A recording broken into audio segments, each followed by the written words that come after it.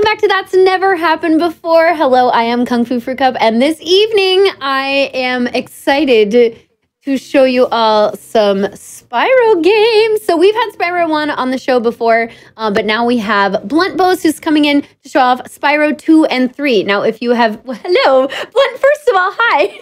Hello. That's good. It's going good. Good to be here. I'm glad to hear that. Just want to say, for anybody who is new to the show, this show is all about glitch, like breakdown and explanation. This is more like a showcase style. So you're going to see speedrun related glitches, but it's not going to be in a purely speedrun format. We tend to take things slow. We want to like get into the nitty gritty, and we want to see how things are broken down, how they work, how they're set up, how you could do it at home potentially. So that's the really cool thing about the show. Now, again, tonight is going to be all about more Spyro. We've had Spyro on before, and it's so good, so I needed to make sure we show off more of the trilogy. So I'm super, super happy to have Blunt here to break things down for us. Now, before we get into it, I did want to ask a little bit, and we were talking a little before this, but I want to tell everybody who's checking into the show tonight about like you and your experiences with speedrunning and Spyro. So you are a newer speedrunner. You've been watching for a while.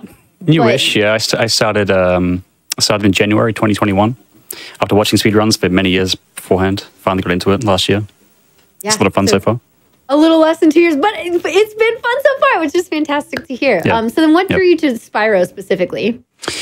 Spyro, it actually, to be honest, Spyro wasn't my first choice. Back in 2018, I actually, for 2 days, I started learning Croc, but then I gave up, right? Okay. In the past a few years.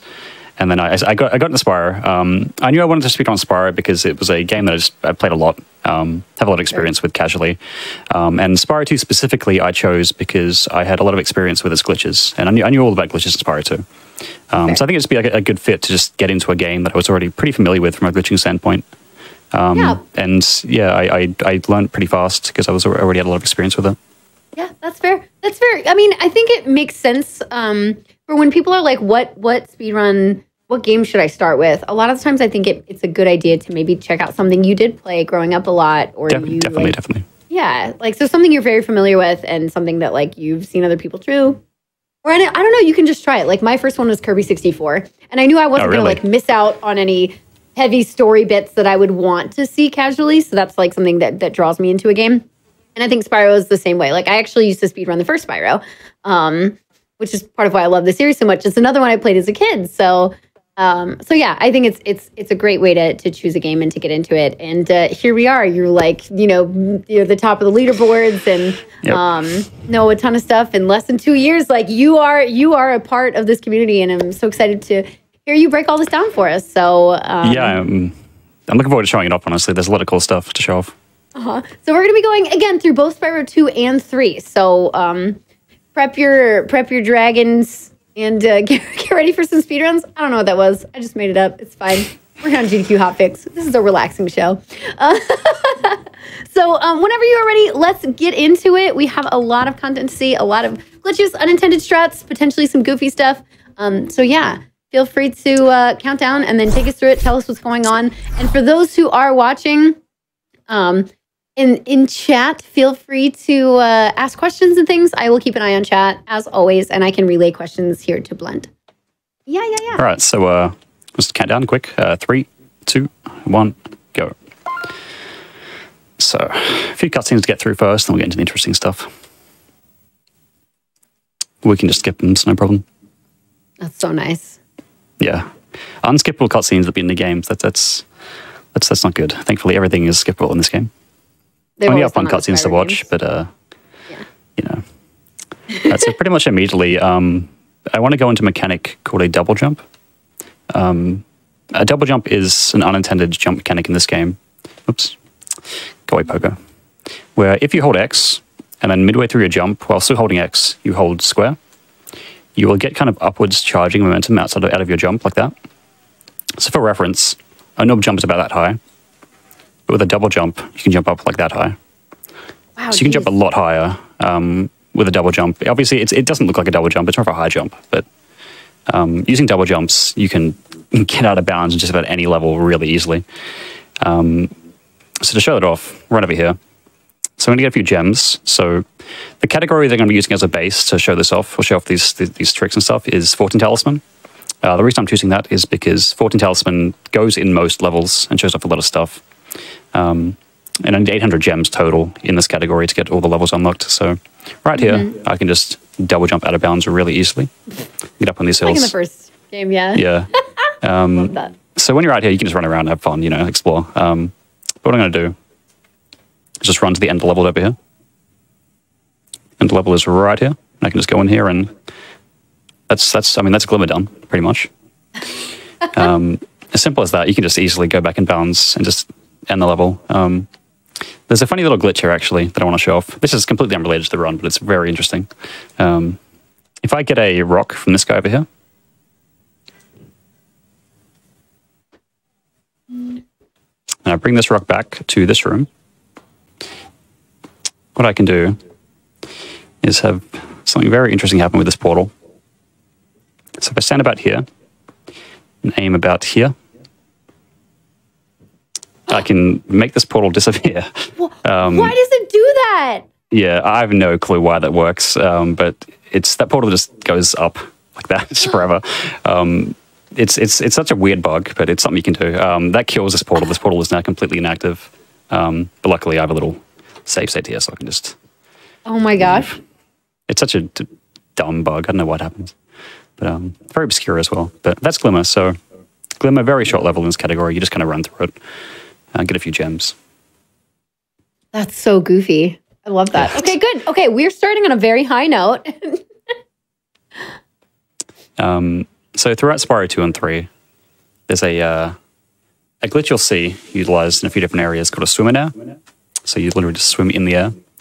The first swim in air you can do is right here. So first of all, I'm going to activate all the abilities for the cheat. And then what I can do is just kind of swim into this and get a swim in air. So how did you do that? So it's as simple as honestly just pushing up to this ledge and pressing square a few times. So, you know, essentially what's happening is you're getting put in the swim state, but you're leaving the bounds in which the developers intend you to actually swim in. So, and you said you had activated cheats, so this is after you have the ability to swim. So, like you were just activating your ability. Yeah. Yeah. So obviously you can just buy swim normally from Moneybags and get the swim in there. Right. But just for the showcase there, I'm going to quickly just use the agility cheat because it's way quicker. Well, we also don't like Moneybags, so... Yeah, Moneybags sucks. No one likes him. There is over there. So I'm going to enter Idle Springs, and I'm going to showcase the first instance of a proxy. So proxies are things that exist in Spyro 1, 2, and 3. A proxy is essentially... sorry, go ahead. Oh, no. Please tell us about that. And I have two questions whenever you have time. Yeah, okay.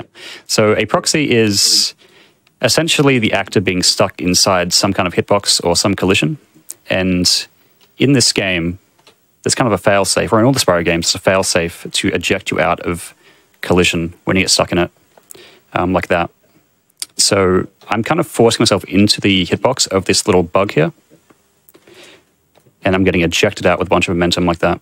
Oh. Now, the idea with this is to kind of make my way up here. It's a little difficult. It's a little difficult, this trick. But I want to get stuck in this collision and get proxied up here like that. Oh, wow. And, what were those two questions, by the way? Yeah, okay. So then with the proxy real quick, is there any like specific angle that you want to go about it? Or So with this beetle in particular, the idea is to get kind of as close as possible when you kill it. And the inputs are very quick. The idea is just getting, with this one in particular, get as close as possible to it, flame it, do a small jump, and then when you're in it, you want to press X. I'll explain why you want to press X a little bit later. Well, actually, I'll do it right here with this chest proxy right here. So I'm out of bounds right now, very easily. So this chest right here, right? You can get a proxy of this. So the idea behind proxies, or how they work, is you're forcing yourself into some kind of collision. And Spyro, when he's in his charging state like this, he can enter kind of hitboxes in collision without really being affected by them. I see. But the moment that you stop charging, Spyro is going to be ejected out of it. So if you can see here, there's kind of some like stray, I don't know, collision or whatever on top of this chest. I try to jump on it and I get pushed off. Right. So if I jump into that collision and then press X like that, I get shot out. The way that happens is because when you're charging in the air and you press X like that, See this little stutter. I don't know if you can see that, but he kind of twitches for a bit. That twitch is Spyro exiting the charging state. And when you're not in the charging state and you're inside collision, you get just ejected out of it. So force my way in, yeah, and then jump up like that. So that's a trick that's used in 100%, not this category, but in this category. So the idea with this category, we just want to get to the end of each level as fast as possible. So right. We well, that's a great way to explain it. Yeah. So my other questions were, with the swimming in the overworld, is that useful for anything, or is that just another kind of like side? Oh yeah, definitely. In not in this category, but in actually no, it is useful later on in the category in a different homeworld. But in 100%, it's utilized to get a bunch of stuff. You can collect a bunch of stuff with the swimmer now that you couldn't usually get very easily. Because you can, I assume, like access taller heights that you couldn't get to. Yeah, I mean, you can just go anywhere you want. You have complete freedom to go wherever you want. Do you go through walls on that, or is it just like? You can, yeah, you do. You go through a bunch of walls, and you also access some portals from outside of where you're supposed to access them as well. Just anything that wouldn't have collision that's stopping you. Yeah, pretty much everything that's everything.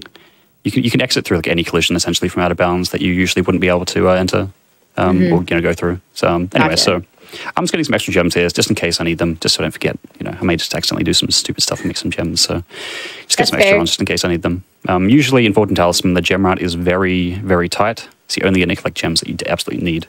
But I'm just getting some extra ones. Yeah. All right, so you're going to see a very... So we did some small proxies. I'm going to show off a very big proxy right now. So normally in Colossus... Those were small ones? Oh, yeah. Oh, yeah. Oh, yeah. Okay. So normally in this level, right, you talk to this monk, and he chants and opens the door for you. Like that. You can skip that entirely by just jumping through it. So if you jump up here, the top of this has like no collision, so you just kind of like go through like that, and easy. Sure. But there's a big, big proxy. This is a different kind of proxy to the one I did last time. This is called a squeeze proxy. You can imagine a squeeze proxy being like Spyro's like a bar of soap, and you just like squeeze him and he pops out. Yeah. I've got to save this actually. That'll make it a little bit easier for me, I think, yeah. So let's see if I can get it. It's a bit tricky, this one. It's not super consistent, but not like that. You'll know when it happens. It's crazy. Oh, okay. So it doesn't like you being in between those walls. Yeah, it's obviously you're not intended to be here at all. The idea is that I just get absolutely blasted into space through this. But it's not very consistent, this one, honestly. What is it used for? Anything? This one is completely useless, but it's very cool. Okay.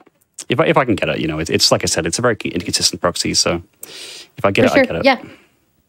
You take a few tries for it. And I did want to ask, somebody wants to know, we have two questions. One is, are we seeing a gulp skip? Yes. I'll be showing gulp skip. We'll be doing an 80% run at the end of this. Yes. Which will have gulp skip in it. 14 Talisman is essentially 80% no gulp skip. So, I mean, I'm not getting the trick, so I'll try it one more time. If I don't get it, I'll move on. Okay, so that's what that skip is called. Okay, yeah. I wasn't sure. Oh, there we go, Okay. Yeah. Oh! Yeah, so I'm like really, really high right now. Oh, this looks normal. What are you talking about? Yeah, we're in a loading screen. So right now, I'm just going to charge down, and you see just how high I am. I am like really, really high up in the sky. Just really, really high. It takes a long time to fall back down, but if you can now see the world down there. So since I'm in the sky right now, if you want to if you played this game, you probably know that there's a hockey minigame over here, right? Little hockey challenge. You can actually just like go in here, and this is like an unused room that you're supposed to be in, and all the hockey guys are just in here. That's pretty nice. Oh yeah. But yeah, that's just like a little show. That's a little useless showcase that isn't utilized for anything in any of the runs, but it's so cool. I want to show it off. It's so good. Yeah, that's amazing. Anyway, so what I'm going to do now is I'm going to make my way back to the end of the level. And are you usually able to run on the wall like that? No, so that was I'll explain that a little bit later when I come out of Colossus. That's a trick called a Sproda, short for a Sproda man. It's a completely busted mechanic. It's so broken, and I'll explain it a little bit later. So now we're just going to end level. So the idea with this category, of course, is collecting all 14 talismans. That's how many talismans? That's what, 3 talismans? Yeah. I think it was just 3. Yes. Yep, just 3 so far. So another little prox here. So this is utilized directly in the route. If I get it. If I don't get it, then I actually have to back up. So you jump out of Colossus, go over here, and proxy off that frog. Now I didn't get the proxy, but the idea is that you can jump into these frogs and just kind of proxy out of them like that. Okay. And, where are we going? Get a bunch of height. So the idea was that I wanted to bounce up there, but I can't right now, so I'm going to have to do a little back up here. So this back up, if I get it. How are you doing that? So I'll explain just in a moment. There's a very easy way to explain it. A very easy place to show it off. Okay, so Spyros are kind of like an advanced wall glide. It allows you to pretty much infinitely scale any angled surface. Oh. And really just break the game. It's essentially you're chaining together double jumps in between glides. That's kind of an easy way to explain it. If you were to glide against a wall, what would happen is you would just kind of like flop like that. And you don't want to flop.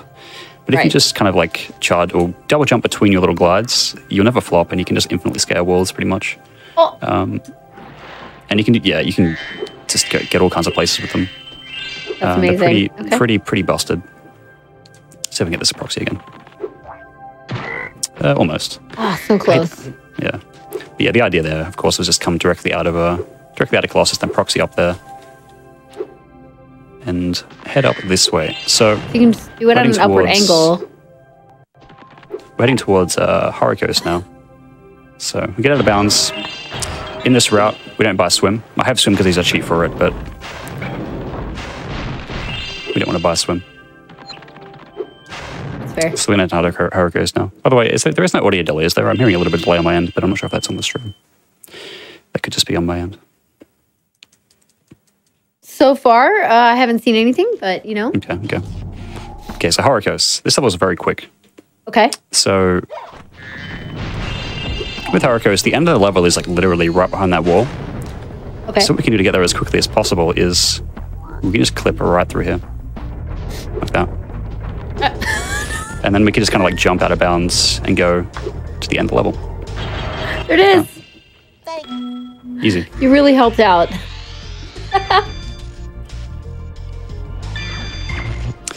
And since we're here, there's another little proxy we can do as well. This one's super easy. Anyone can do this. You just run over here. Okay. Anybody who's just starting the... You just kind of flop into this little corner here. And there you go. Easy. So it looks like it doesn't go as high as the other one, but it's still... No, that one isn't as insane as the last one, but it's still pretty, especially considering how easy it is, and it's very consistent as well. Yeah, that's Horrorcoast done. That's wild. I love that. Going to show off some pretty interesting stuff in this next level as well. Sunny Beach.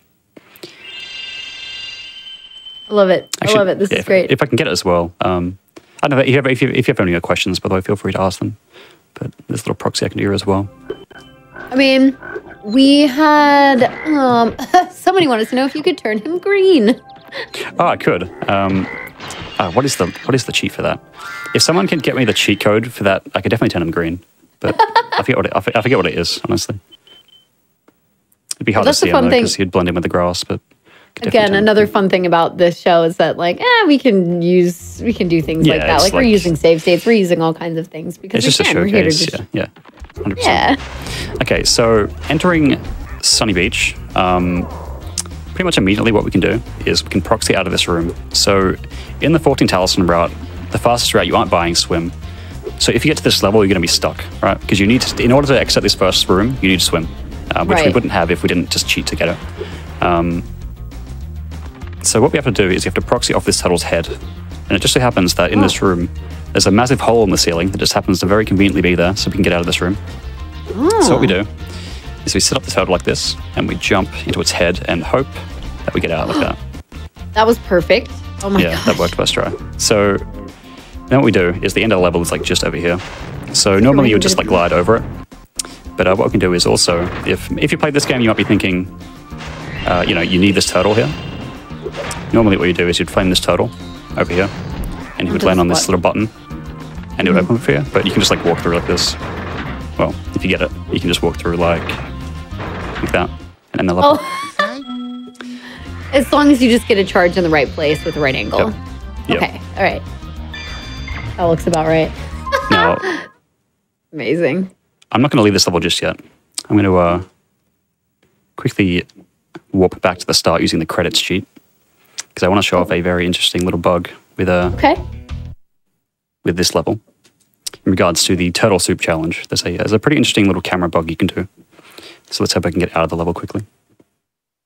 Out of the other first room quickly. Because I did get the proxy first try, but that usually doesn't happen. So I made it look much easier than it actually looks. Than it actually is. So. Oh. Okay. Okay, never mind. We'll go second try again. Okay, that's good. First try, second try. Anyway, so. That's good enough. Yeah, if we activate this challenge, what I can do is jump up here, get my camera kind of messed up like this, and then glide over here. And hopefully I get back in bounds. And now our camera is all zoomed out like this. We can get like a bird's eye view of the level. Now, I'm going to leave right now because it is possible that you can actually soft lock the game if you mess around too long like that. So I'm going to not do that for too long. Oh, interesting. Okay. Yeah, but that is a cool little interesting bug you can do. That's awesome to like get the camera way out. Yeah, it doesn't serve any purpose, but it's definitely interesting to look at. Yeah, so very cool. I'm going to head to Aquaria now. Well, we have our cheat code for green Spyro if you want to do it. Oh, yeah. Okay, what is that? Pause. Up, right, down, left. Right, down, left, yep. Up, square. R1, yep. R2. Yep. L1, L2. Yep. Up, left, down, right. Up, triangle. See if that works. Hey, there we go. Easy. So now Spyro is going to be impossible to see because he's going to blend in with all the grass. You know, look, he's invisible right now. I can't see him. What? Anyway, so we're going to enter Aquaria now. So Aquaria, usually you could pay money bags, but you can just very easily double jump over the wall like that and enter Aquaria. That's so good. Yeah, usually money bags would be like, hey, pay me this money to lower the wall, but no, just jump over. Yeah, just get over it. Again, money bags, I'm so glad that all these things in the run can skip over money bags. Yep. I think like literally every instance of money bags is skipped in this category at least. That is so satisfying. Okay, so in this level, the end of the level is right near the start of the level. So if I double jump up here, I got a lag spike as soon as I meant to double jump that, so unlucky. If I double jump up here, you can actually see that down there is the very start, and this is the very end. Oh my gosh! But the issue is, if I talk to this guy, so the gimmick with this level is there are these buttons, the little red button down there. You need to, when you play the buttons, the level gets filled with water. And you have to make sure that you fill the entire level with water before you talk to this guy. Otherwise, what happens is the game just soft locks. Like you talk to him, he'll say he's going to give you the talisman, but you'll never get it. So what I'm going to do is proxy up using these sheep. You have 2 tries of this. I mean, well, you have infinite tries because you can respawn the sheep. But, you know, in a run, you have 2 tries, essentially. But I have infinite tries because I have save states. Yeah. So I assume we're trying to get to the doorway above where the final... Yeah, so we're trying to get up because that'll be like the final there. switch. Yep, and that's where the last button is. And we need to activate the last button, and only the last button. Whoop, that was very close, not quite. This proxy... Oh, that was easy, okay. This proxy kills so many runs, yeah. This proxy kills a lot of runs. Yeah, so we drop down here. This button, and now the level is full of water, and the level is done. So we skip the entire level, essentially. If we didn't get that button pressed and didn't get the water, then we would not get the talisman, and we wouldn't actually be able to complete the level fully. Gotcha. Very quickly to show off as well, there's you can get out of bounds in this level like really easily. You just go like above here, you just like, kind of like swim against. So this is like a big underworld outside area, right? You just like swim against the big invisible wall that encapsulates this kind of outside area. You can just slowly but surely kind of get out of bounds like this. And eventually you'll pop out. This is used in 100% to very quickly... I can show it off actually. So, oh my gosh. This challenge, this level is a challenge where you have to go through a bunch of towers. But the only check for if the challenge is completed is the very last tower. So I can just go to the last tower and then complete, like, this challenge is usually like very long, but you can just skip the entire challenge by going to the last tower. Like these towers here with the numbers, you can just skip all of them. So did he revert to purple? Is that going to be the whole time, or was it just for this type of level? Oh, I think the save state there is has deleted green sparks, unfortunately, and that's probably going to be a consistent issue, I guess, because having save states without green Spyro is just going to mess it up. But okay, I can turn it back on for the 80% run, I guess, because I won't be using any save states during that. That's fair. Yeah. There you go, now chat. we're done. Missed a. It's fine. It's fine. I can just leave. So what happened here is, because I use a save state, it's I don't have all the talismans for this level, but that's fine, because what we can do is just very, very easily skip into Crush. Skipping into Crush is super easy, and you can do it in a bunch of ways. Okay. So this is no real 14 talisman run anymore. I mean, it wasn't anyway, but Yeah, it never really was. But that's... Yeah, so what we can do to very easily get into Crush, there's a bunch of ways you can do it, but what we can do just here is just get the swim in air again. Oh, right. Okay, now we're swimming in the air. We can see the... Now we go... So this is a legitimate use of swimmer now. Now we can just swim all the way over to the Crush loading zone. So that little pole, that little red pole back there, that's a big pit. I see. That's where Crush exists. At least the entrance to Crush. So we're just going to swim into that. Can we delete money bags? I mean, he'll be deleted once you beat the game, because then he'll just be gone completely. Okay. Once you beat the game, every instance of money bags just disappears. Get to the castle dungeon. That's fair. That's fair. Oh my gosh. Okay, I so sent you a screenshot for later of the green directions, so you can just... Yep, sweet. Do it. So Crush is a fight. There are some pretty interesting speed ups for this fight that pretty much just involve you getting rid of as much downtime as possible. You'll see me do some, you see me do some death abuses here, or damage abuses here. And what that does is forces Crush out of his shielded state a lot earlier than he should be. So when I take damage, Crush just runs away. Usually he kind of stays in that shielded state for longer and does some attacks. But by taking damage at just the right time, The shield goes down. I can speed it up a lot quicker.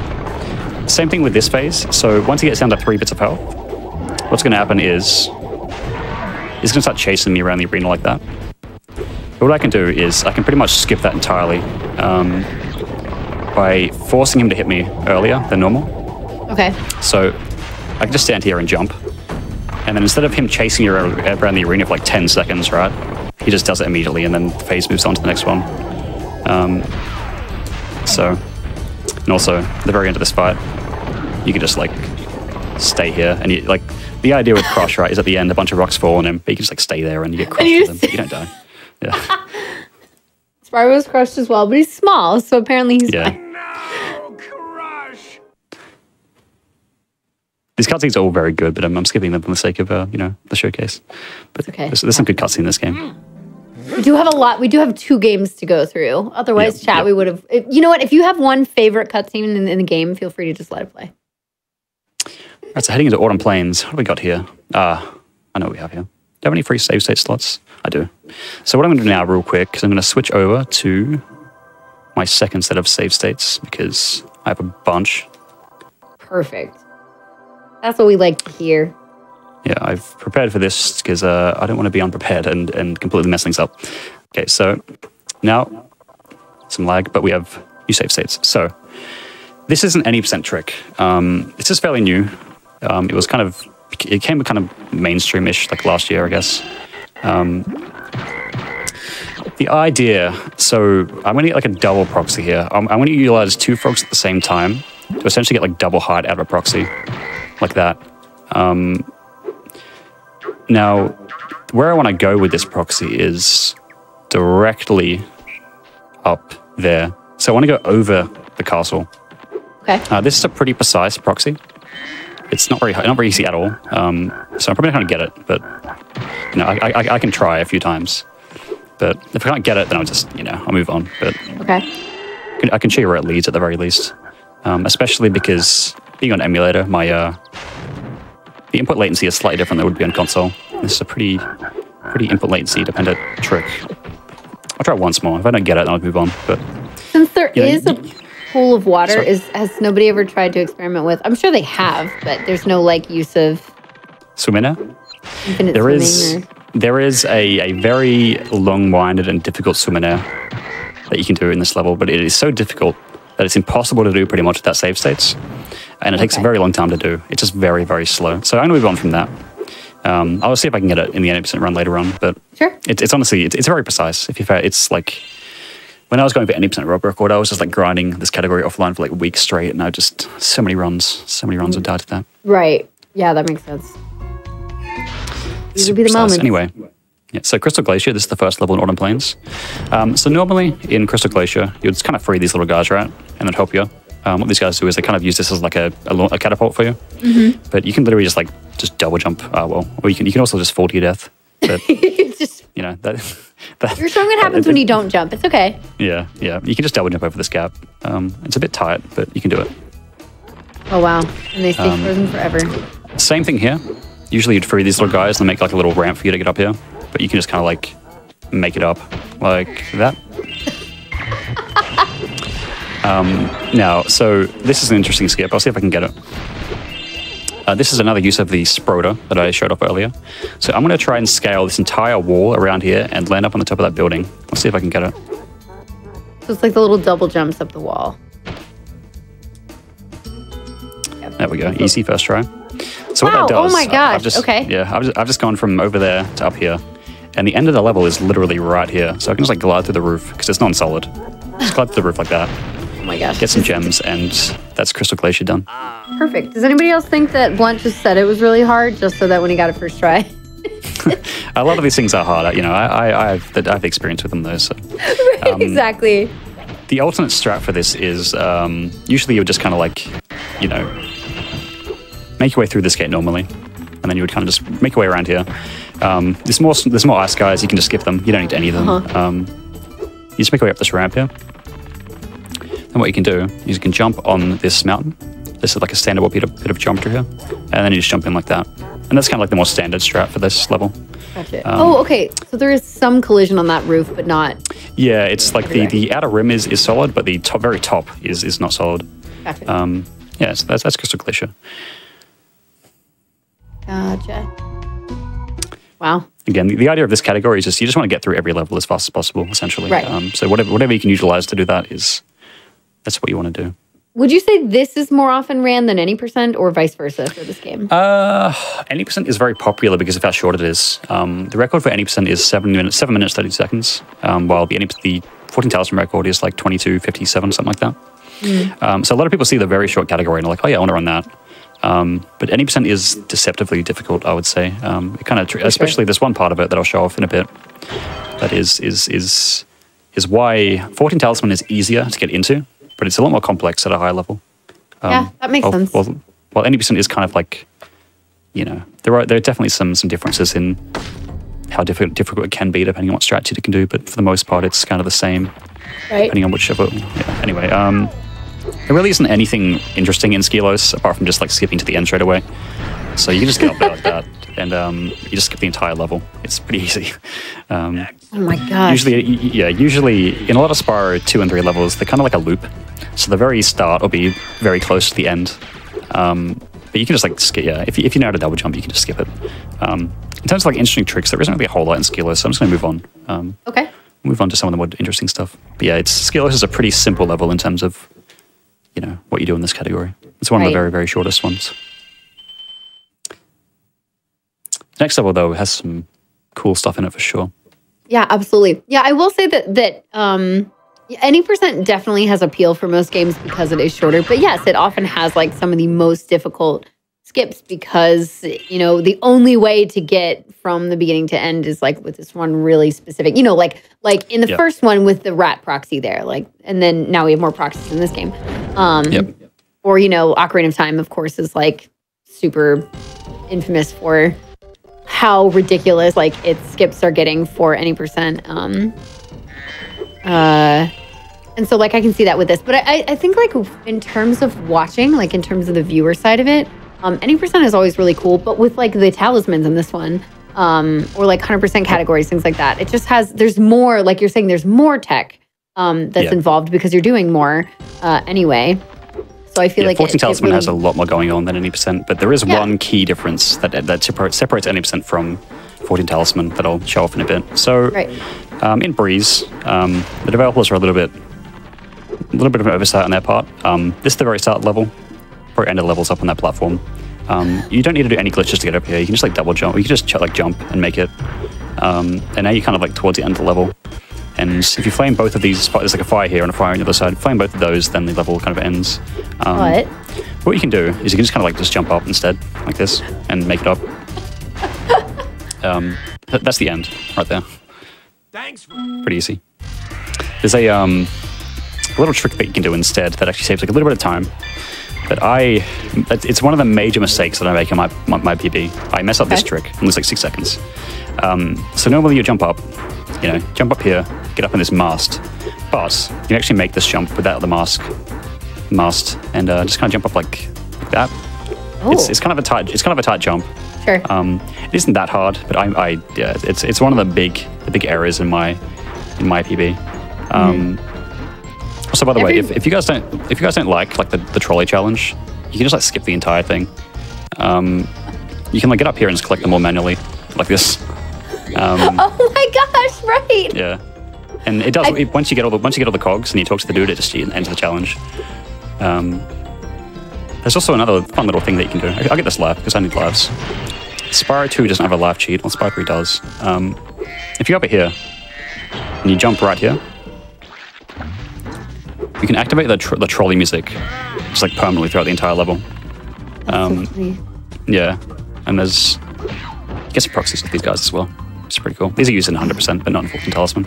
So would you say is every enemy that would, or any creature that would turn into like Spark's health, are they all able to be proxied off of, or not all of them?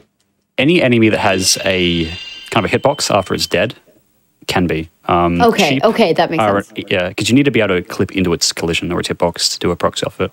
Sure. So the vast majority you can.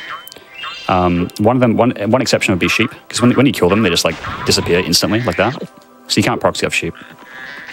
Okay, sheep are an exception. Yeah, sheep are one of the few exceptions with those proxies. But when just for example, when frogs die, they kind of exist for a bit, so you can proxy off those. Okay, so this is a little trick called ground to portal. This trick is a massive noob trap. This requires a good understanding of double jumps and kind of how the gliding mechanic works in this game, and also how flops work. So when you double jump and you let go of all the inputs, you flop like that. Kind of flops. And when Spyro's in that flopping state, he will become like really slippery, and he can just slide up ledges like really easily. So the idea with this trick, right, is we want to skip buying the climb ability. We want to skip climb altogether, and to get up to the next few levels, we need climb, normally, of course. But what we can do instead is just kind of jump up here like that. And so there is like a slight flop right at the end, like you're saying, to help you get up that slope. Yeah, you'll see right here is where the flop really comes into play. So this jump, if I try to double jump it normally, I'll just bonk like that. But if I double jump and then at the end I flop, I just kind of slide up. Oh wow! This is a really these two jumps here are like a really good spot to kind of practice just jumping mechanics in general. Because like this, if you're a new player to this game or a new spawner, like you're gonna have a lot of trouble with these jumps. But if you can get these down, you're gonna be able to double jump around like all kinds of places really easily. Everywhere, yeah. Yeah, but yeah, like Right. So it's just kind of like you double jump here. You can use this line here as a reference. You jump, kind of curve to the left, curve back, flop up, jump up, double jump. Oh, I got a lag spike, unlucky. Emulators, man. And then jump up, double jump, flop, and then you're kind of up here. So from here, what you can do is you can double jump over here. So you can stand on this part of the roof, but not the other side. Otherwise, you fall down. Okay, the other side is sloped. Yeah, and then you go over here, and then you're up here. So I just skipped the entire climb section. There we go. Now we don't have to climb anymore. This is also what so the proxy that tried to jump before Double Frog would also skip all this, but for the sake of keeping things going, I'm not going to spend too much time on that proxy. So Scorch is a pretty simple level in this category, honestly. There isn't, even in like 100%, honestly, there isn't too much to show off. So I'm just going to quickly run through this level real quick. This isn't really anything cool. The next level, though, Fracture Hills has a really, really crazy skip in it. That's very interesting. So we're going to jump up here. Unintended, obviously. If you're not familiar with these games, like, a lot of this stuff may look intentional, but, like, it's not. It's not. It's the double jump not. just breaks this game open. Anyways, new to the series, this is not how it looks at all. Yeah. Usually you have to, like, go through a bunch of stuff and, like, open doors and stuff, but no, we can just leave. Right. And that's, like, that's Scorch right there. I'm noticing a pattern throughout this showcase. Yeah. That is, here's the beginning of the level. Parts. And I'm going to double jump, and here's the end of the level. Okay, Yeah, next level. Especially in Autumn Plains, there's so much of that. There's a lot of very short levels in Autumn Plains. Sure. Just because of the way they're laid out. All right, Fracture Hills. This level was really cool. So last year, shortly after I got into speedrunning, a massive skip was found in this level. Okay. So if you're familiar with this level, this is the one with the satyrs. So in order to play through this level normally, I'm just going to say it's... what you have to do is you have to save all these guys, right? So you save these guys, and what they do is they play their bagpipes, and they destroy this mountain. Okay. Once you save them all, you know, the entire... That's where the end of the level is. The end of the level and the talisman is in that mountain, but it's encased in stone. But what you can do instead is a very weird glitch that completely skips the need to free any satyrs at all. So what I'm going to do is go over here. The room in which the talisman is located is kind of like unloaded to begin with. But if you look at it, it'll kind of load in for like one frame and then like deload again. So what I have to do is kind of enter the talisman room without loading in. And to do that, I have to kind of like do it blind without looking at it at all. So I'm going to run over here. Oh, I see. And then kind of like double jump. Will I make that? Yeah. Inside the mountain. So right now I'm kind of encased in the mountain where the end of level area is. Okay. I want to jump up here. So this is all kind of just weird, like out of bounds movement. And then I'm going to set myself up very precisely here. The camera. And hopefully that works. It didn't work. It's fine. I mean, that's this trick in a nutshell. So the idea here is that I jump right into the talk box of the end of level NPC. And what that'll do is just keep in the talisman. But it's pretty precise, and there's no way of knowing if you've messed it up until you've messed it up. Sure. So you're trying to get there's no cues. You're just trying to interact with the NPC itself. Exactly, yeah. So if I look at the room at all, when I'm close to it, that room's going to deload permanently. So I need to land precisely into the talk box of that end of level NPC without ever loading it in beforehand. Oh, the talk box. Yeah, so just like the end of the area in which I can actually interact with her. Right.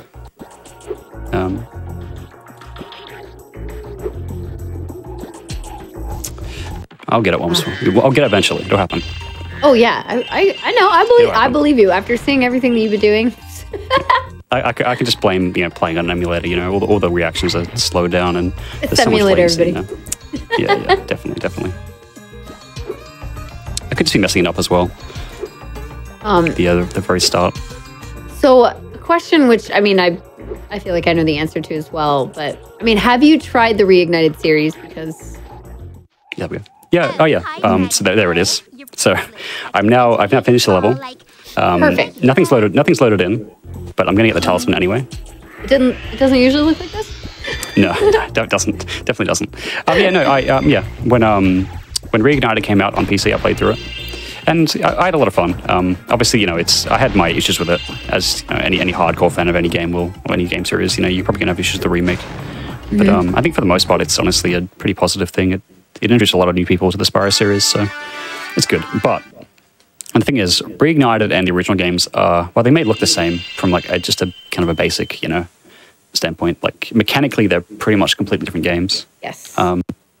So a lot of the stuff that you do in the original games won't translate at all to Reignited and vice versa. So yeah, and that's mainly due to the fact that it's like a totally different engine. Yeah, it's a complete like from the ground up remake. I don't think they had really much of the original code at all. They just kind of made it in a new engine. Anyway, so Fracture Hills is done. So normally we need some orbs to open this door, right? That was awesome. We need a few orbs to open that door, but we can just, with the power of the double jump, we can just make it over here. We don't need orbs. you don't even need the double jump to make that. You can just do that with a charge jump, but it's kind of a tight jump. Let's see if I can do it. Oh, I'm bad. I'm dead. But you can make that jump. It's just a little bit tighter than without it with the double jump. But we can die. It's fine. Anyway, so what we're going to do next is access Magma Cone. Okay. There's an interesting mechanic in Magma Cone called a Superfly Jump, which I'll showcase right at the end. For the most part, this level is just you just run through, grab some gems, jump out of bounds, get to the end of the level. Like that's like, you know, standard Spyro 214 Talisman stuff, right? But what I'm going to do at the very end is a mechanic that you'll see in Spyro 3 as well. But you see it first here. Okay. So just get some gems, jump out of bounds right here. I'm out of bounds right. now. And I'm going to enter the final area. So this is the final area of the level. I'm coming in it from out of bounds. Oh, right. I remember this area. Okay. Get these gems, and then I'm going to enter this fly power up, and I'm going to like I'm going to aim up and then kind of like double jump out of the flight, like that. And that gets me up onto the top of this level, which is where the end of it, like that's how you end the level. You climb up there and trigger the end of the level. So by doing like a super fly jump out of the flying power up, I can go beyond like the max height cap of where I'd be able to fly normally. For like, for example. It's not supposed to let you go all the way up there, but because no. So this is how this is the max like flight cap normally, right? But if I do a super fly jump, I can just go way beyond that and just land off there. That's pretty useful for that. That's awesome. Yeah, Magma Cone, pretty simple level for Talisman, honestly. I think we'll just leave and what do we got next? We have Shady Oasis next, right? Yeah.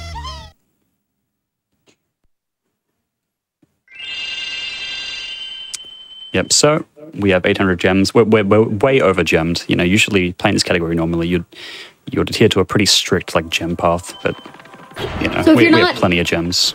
If you're skipping basically every money bags, then what are gems helping with in this case? Like, so there are 2 levels that we need to buy. Each costs 400 each, and that's this one right here. So we need to buy access to Shady Oasis. Okay. Because this level has currently there is no known way to access this like from out of bounds. It is fully encased in like solid geometry. So yeah, we have to buy that one sadly. So we can enter Shady. Shady is a escort mission. So there's a little hippo called Shorty, and Shorty needs to get to the end of the level in order to access the talisman. So in order to get Shorty to the end of the level, we need to flame these magic berry bushes, which is one right here. Now in the route usually, I'll kind of follow along with the gem route that you would actually follow in the run. The idea with this level is it's just like a very quick gem cleanup level. So you want to get as many gems as you can so you can actually afford access to Zephyr, which is the level immediately after this. Since I have loads of gems, I don't need to, but the idea here is just get a bunch of gems. Okay. If you're too slow, Shorty is going to slow down with you. So Shorty is right there. If you're slow, Shorty's going to go slow, so you have to go fast. So yeah, you have to like get to the end of the room first, so that'll come to the end of the room. Yep. Shorty has like multiple speeds. There's kind of like a max speed that Shorty will kind of go if you're like really far ahead of him. But if you're like kind of like near him, you'll just kind of slow down. So. Okay. Also, Shorty can get stuck on some of these enemies. So you want to kill certain enemies in this level. Otherwise, what's going to happen is you're going to make it to this bush. You're going to wait here and you're going to be like, where's Shorty? Shorty isn't here. Then you're going to run all the way back and realize he got stuck on like an enemy like halfway through the level. Oh, so, gotcha. Yeah, it's terrible. Just start taking care of him. Perfect. Anyway, that's Shady Oasis. Kind of just a quick fetch quest. You actually follow the intended route through this level. Yeah. Because you can't skip the fetch quest. Or the escort mission. Use your ticket out. You need to escort Shorty all the way to the end. And currently there isn't any known way to really speed that up. At least not in this category. There is a way to speed it up, but it's not relevant to how it's done in this level in this category. Anyway, so we're going to utilize a pretty interesting routing thing here, right? So when you have a certain amount of levels done in this homeworld, Allura will, if you speak to Allura, she's going to kind of take you to a new level that you haven't done before. Okay. So would you like me to take you to... So this route, or this level route is routed out so that when you're done with Shady, you can actually just speak to Allura and get warped directly to Zephyr, which is pretty cool. That's a cool little route thing. Yeah, that's super useful. Yeah. So you just go straight from Shady to Zephyr. Like, Zephyr is like the final level in the homeworld, basically. Zephyr's like one of the first, at least in terms of where it's located. So Gotcha. we haven't had any interesting glitches in the last few levels, but this level definitely does have one. So this level is a massive proxy.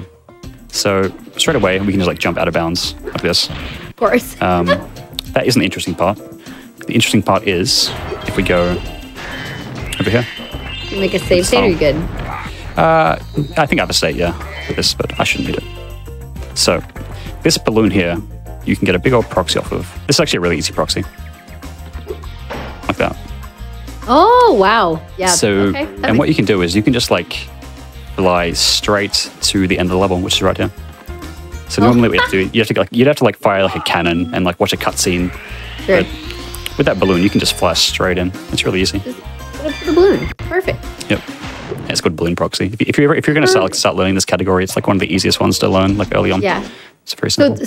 So the first thing that somebody should learn if they're going to speedrun this game is a double jump. It's like the proper double jump and flop. Double jump is necessary, I'd say. Yeah, definitely necessary. They're very simple. Like literally, it's just two inputs. It's warped here now. Well done. When you've beaten all the levels in a home mode, you get warped right to the end, which is super useful. So it's literally just like this, like x square. That's all it is. X square. Yeah. It's very simple. It's just two inputs. Yeah, there's a on the SRC page. There's like an old like movement guide. It's actually still pretty useful, and I used that to learn when I started. Oh, nice. That's great to mention, actually. Yeah, there's a bunch of guides for all three Spyro games. Guides on the speedrun.com page. All right, Gulp. Right. So this fight is interesting. So Gulp is like a massive. No, I'll do that in the 80% run. In any percent. Yeah, the idea, because since we got all 14 talismans, we don't have to do Gulp skip. Anyway, so Gulp is like a massive RNG fest. In a nutshell, Gulp is you have these birds up in the sky, and these birds drop eggs, and these eggs have items in them, and you use the items to fight Gulp. You can't fight them directly. And depending on what items you get and kind of where they drop is all RNG, apart from like the first few phases where it's always guaranteed to have the same items. So Gulp is just like it's sort of like a logic puzzle in a way. You kind of just like reacting to what they have, and in your head just very quickly determining what the best possible action is in the moment to fight him. You see here with each kind of cycle with Gulp, what you want to do is you want to get a double attack every time. So you can actually fire off 2 attacks per cycle like this if you're fast. Normally, every single time that Gulp takes damage, it's going to clear the field of any items on the field. But by attacking him very quickly, you can actually get doubles off. Get the double, also, yeah. You can get out of bounds like really easily in this fight. Just run That's around. what you did in the first one. Yeah. You can go up and lay Ripto on the face if you want to. Actually, you know what I can do here? I can get an easy life.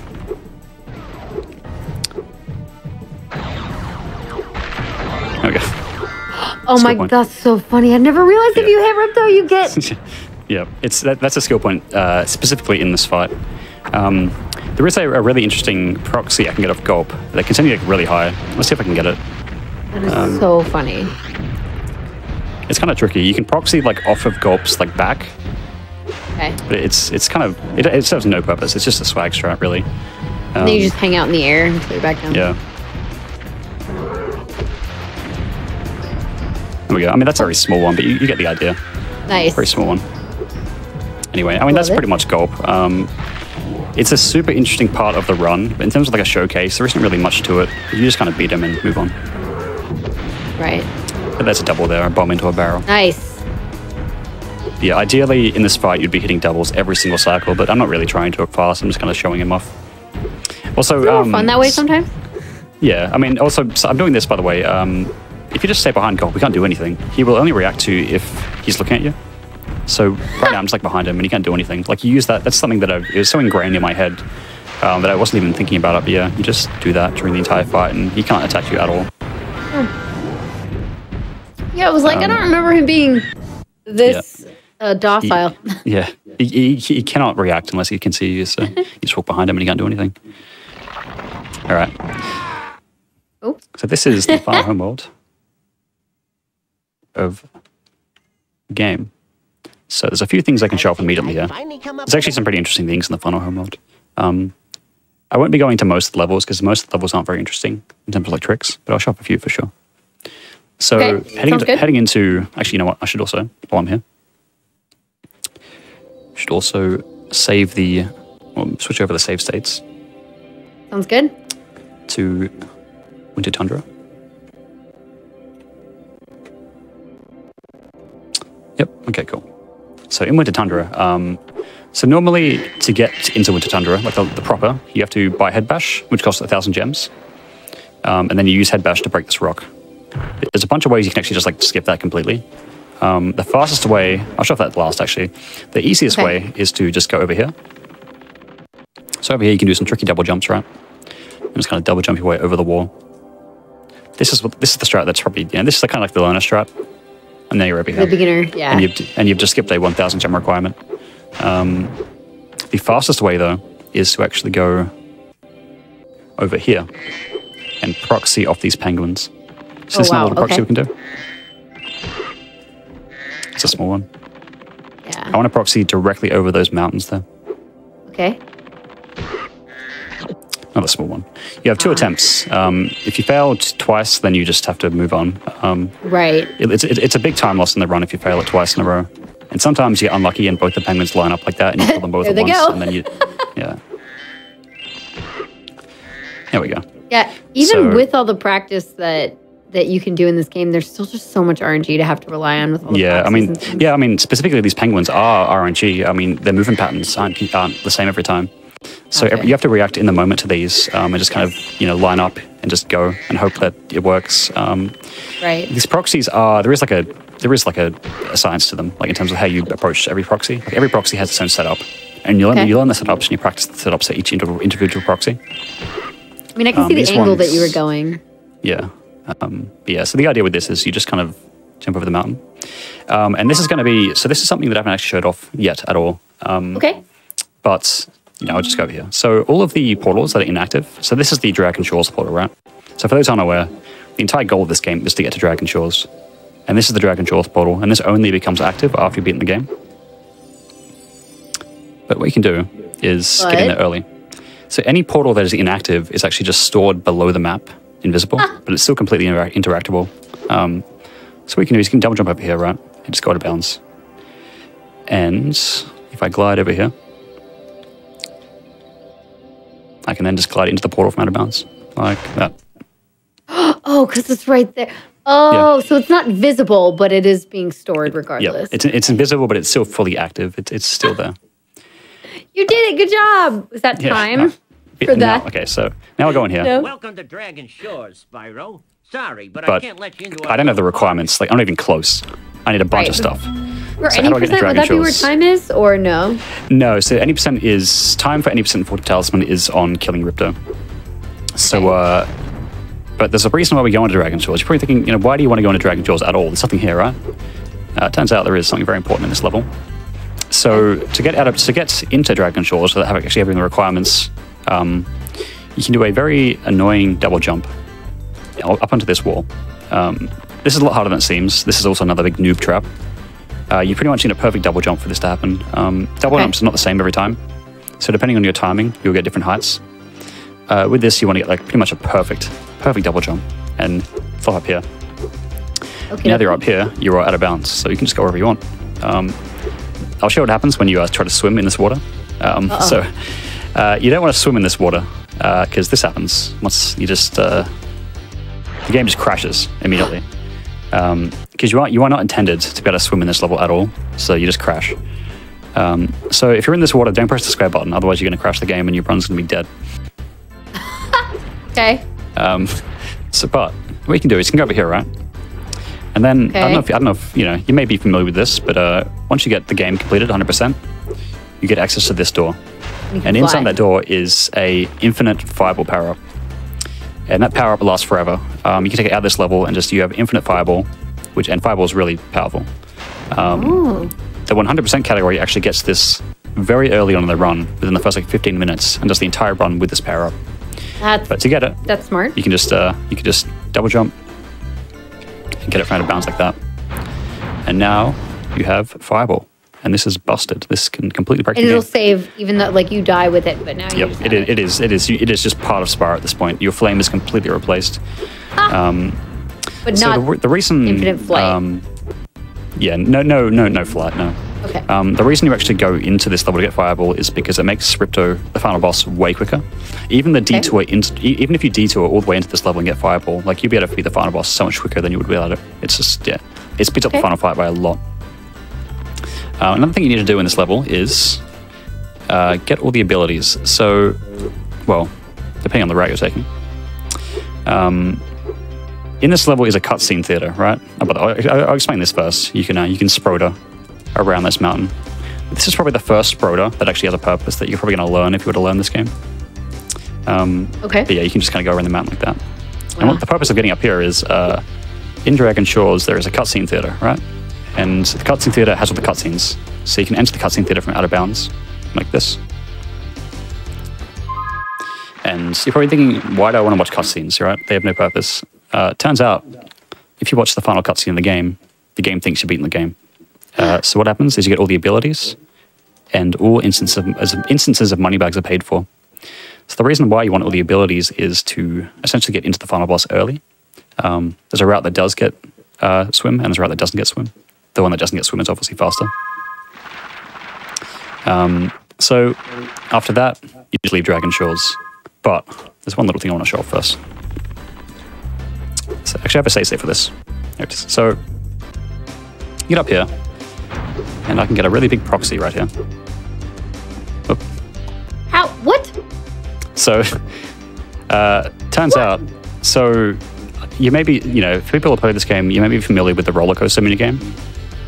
On the roller coaster minigame, there are balloons that spawn. And these balloons are actually always loaded. Invisible? Yeah. It's an invisible balloon that I'm proxying off of. They give you massive proxies, just massive proxies, and you can go anywhere you want. If you've ever wanted to explore Dragon Shores, you totally can. You can just go anywhere you want. This level's like pretty locked down, but with the right knowledge, you can just go wherever you want. You can get in here.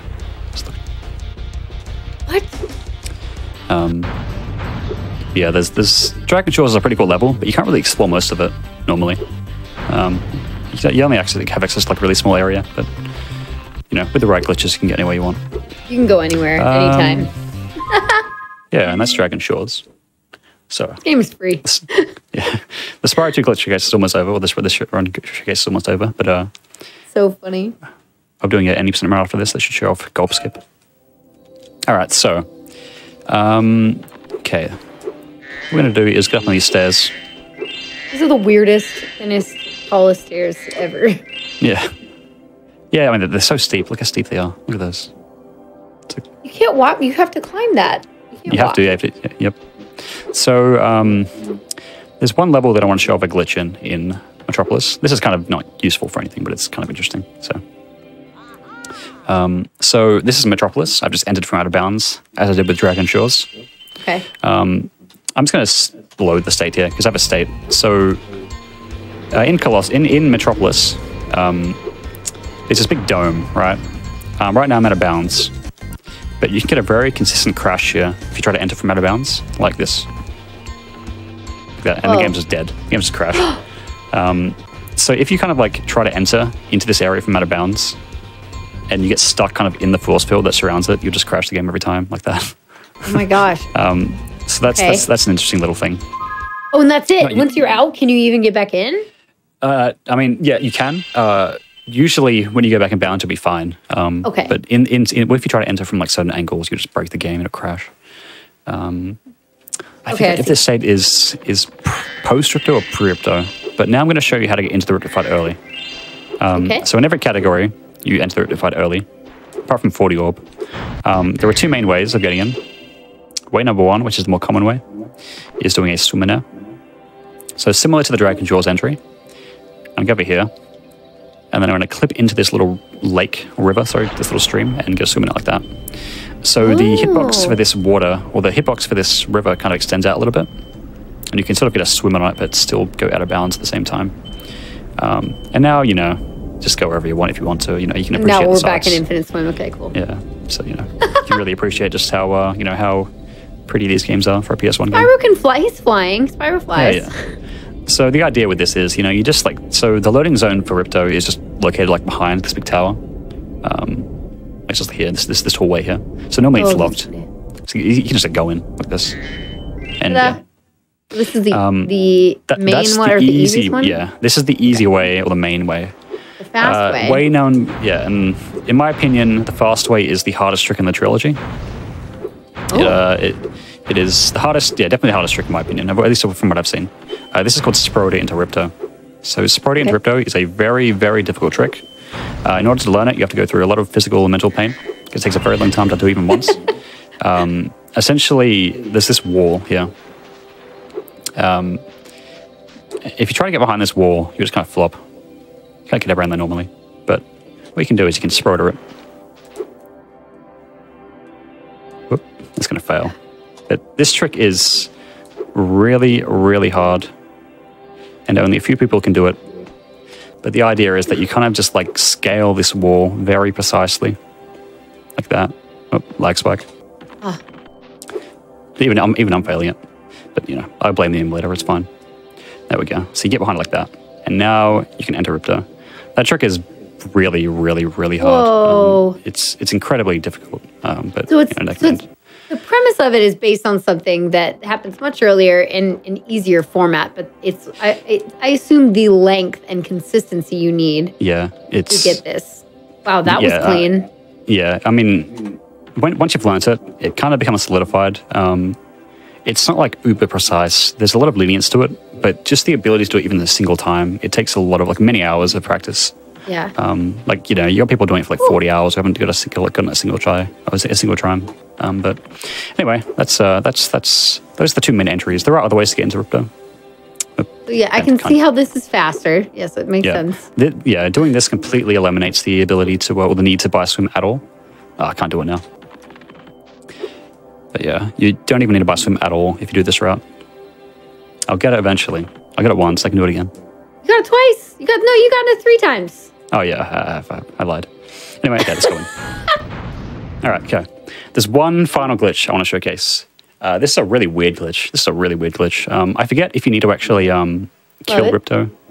So, if you enter the Ripto fight and you kill him, and then you leave, and then you go back into the Ripto fight while swimming in the air. So Ripto's already dead at this point, but I'm going to go back in from a swim in air state. And I don't know why, but this breaks something. This breaks something in the game. So if you beat him and then go back in. You beat him and you go back in from a swim in air state. Right. You'll see. This is what happens. I just become broken. For some reason, the game just corrupts something. And you're able to just you get super flight. You go 10 times as fast as you would normally. The game just breaks. Can you even land? Yeah, you can. It's so weird. This only works on PS1, by the way. You can't do it on PS2. It's such a strange glitch. You can't get it if you're emulating. If you're running the PS1 disc on the PS2, you mean? Yeah, exactly. Gotcha. You can never fly this fast anywhere else in the game, but for some reason you can fly insanely fast here and just go out of bounds. I'm not supposed to be out here. I'm supposed to be confined to that arena, but I can just go wherever I want right now. It's such a weird glitch. But yeah, this works on PS1, and I'm currently running on Mednafen, the PS1 emulator. So any accurate PS1 emulator, that should work as well. Huh. But yeah, let's just kill Ripto. So I have the fireball. So the reason I got the fireball power up earlier is because it completely invalidates or completely destroys both phases 1 and 2 of this fight. Normally these phases are quite long, but you can just spam them down with fireball like this. Oh my gosh. So getting fireball early makes these phases so quick. Wow, that's amazing. Can't do anything. And now this is going to be really difficult to fight this like this, because I shouldn't be moving this fast, but I am. So I'm going to try and beat him like this. Let's see if I can do it. I move faster than the fireballs I'm firing.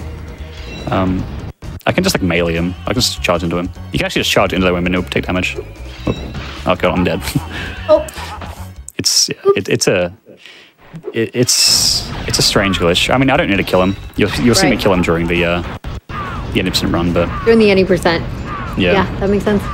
But that's kind of 14 Talisman. Like, obviously, the run was laced with all kinds of weird show-off stuff, but the idea with 14 Talisman is you get all 14 Talismans, and then you just kill Ripto. And then this happens. Yeah, I mean, this shouldn't happen normally, but it can happen. I know. Yeah. Oh, look at him go. Yeah. You can also just, yeah, it's... So I don't know if we want to... Do you want to do the 14 Talisman... Sorry, the 80% showcase right now? Or do we want to do a decimal break? Because I can do 80%. I think it'd be a good time to take a break. Yeah, okay. Sounds good. All right. Yeah. Oh my gosh. Plus, there's just a lot. I mean, so for those at home, if you're sitting there and you're like, I have a copy of Spyro. I can do Spyro too. It's a good time if you want to get out and practice those double jumps. Like you saw a couple of nice little areas to practice on. Yeah, it's pretty darn cool. Also, perfect time to get up, stretch, get some water. We take care of ourselves here on GDQ Hotfix. Ourselves, our runners, and you, the viewers. So make sure that you get up, maybe do a little stretch for a minute, get ready for this 80% run. We are going to see it. And again, it's going to be another like breakdown. These are all glitch breakdowns, glitch showcases. So get ready for that. I'm trying to think of what else. And if you need if you want something else to do with a couple minutes and you have potential prizes you want to submit for AGDQ 2023 online, you can, because prize submissions are open from now until December 30th. So you can go to gamesdonquick.com for more info. And you can also like look at the schedule and everything like that. So lots of things you can do to like check out GDQ things or just like take care of yourself for a couple minutes, and we'll be right back. And then we have an 80% run to break down. So we shall be right back. Awesome.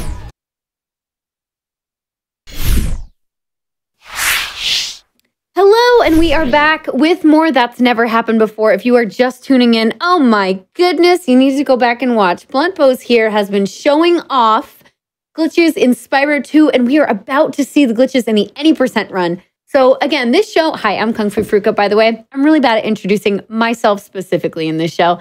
Anyway, we are looking at a glitch breakdown showcase style of Spyro 2, and then we are going into Spyro 3. So we've gone through like essentially the 14 talisman run of this game with some extra stuff, some goofy stuff, some cool stuff on the side. And then now we're going into this 90%. Yes, we are green again, which is fantastic. And then we are going to go on to Spyro 3. So very, very exciting. Blunt, whenever you're ready, feel free to do a quick countdown just to get the timer going, and then we can get back into it. Sweet, yeah. So 3, 2, 1, go. So this differs a little bit from 14 Talisman. So in 14 Talisman, I ran through there. Oh, you know what? Just realized. After a quick game restart, we have to do... So, okay. Interesting thing about this game is the fireball power-up actually lasts forever. Even through different save files. What? So, yeah. So I need to restart the entire emulator to get rid of fireball, essentially. That's fine. So once you beat the game and you get Fireball, if you start a new file on another file, you still have Fireball? Yeah, as long as the console is on, that Fireball will actually go pass over to other save files. It's essentially a way to do a New Game Plus run. Yeah, New Game Plus, I was going to say. Yeah, so you can get Fireball, and then you can... I honestly, I should have remembered that, but it's something that always catches me. Even when I'm doing speedruns, sometimes I forget that it transfers over. Right. Okay, and now we can do a real start here. Yeah, just padding the time a little bit. Okay, we'll have to do the green Spyro cheat again. Of course, green Spyro is an absolute necessity for this run. So 80% is very short in comparison. The main difference is actually gulp skip. So if 14 Talisman is 80% no gulp skip, then 80% is true 80%, including gulp skip. Okay. The entire purpose of 14 Talisman is that the gulp fight requires, or gulp the boss, requires you to have all 14 talismans to enter it. And up until about 2013, a way to skip into gulp wasn't known. So essentially, you don't collect anything in this category. It's just a straight shoot right to the end. So straight away, get on this gem, double jump up, get out of bounds. So 14 talisman, we go on that way to get some gems. This way, no gems required. You can skip literally everything. So looks pretty similar. Right. to last time. Similar. But this time it's going to be a bit faster, a bit simpler, a bit more straightforward. Less, a bit more green. you know, A bit more green as well. Yeah. So that's cool. So straight away, essentially the idea here is to get the crush as fast as possible. So I'm going to take a beeline straight from the very beginning of this home world straight to the end. No swim in it this time. I'm not going to cheat and use abilities. You don't have swim until you buy it, which you can't buy it in this category because it's too fast. You can't be picking up gems. Instead, we're just going to run as fast as we can. So ideally, I'm going to get a frog proxy here. So again, proxy, basically just getting boosted out of something's hitbox. Didn't get one. I got one, but it was very small. So do the backup, get up like that. And then we go out of bounds. This is all non-solid up there, so you can just jump right through. You don't even need a double jump for that. You can just go right through. right. And we've seen most of this before, which is why. Yeah. If there's anything new, I'm sure we'll stop and talk about.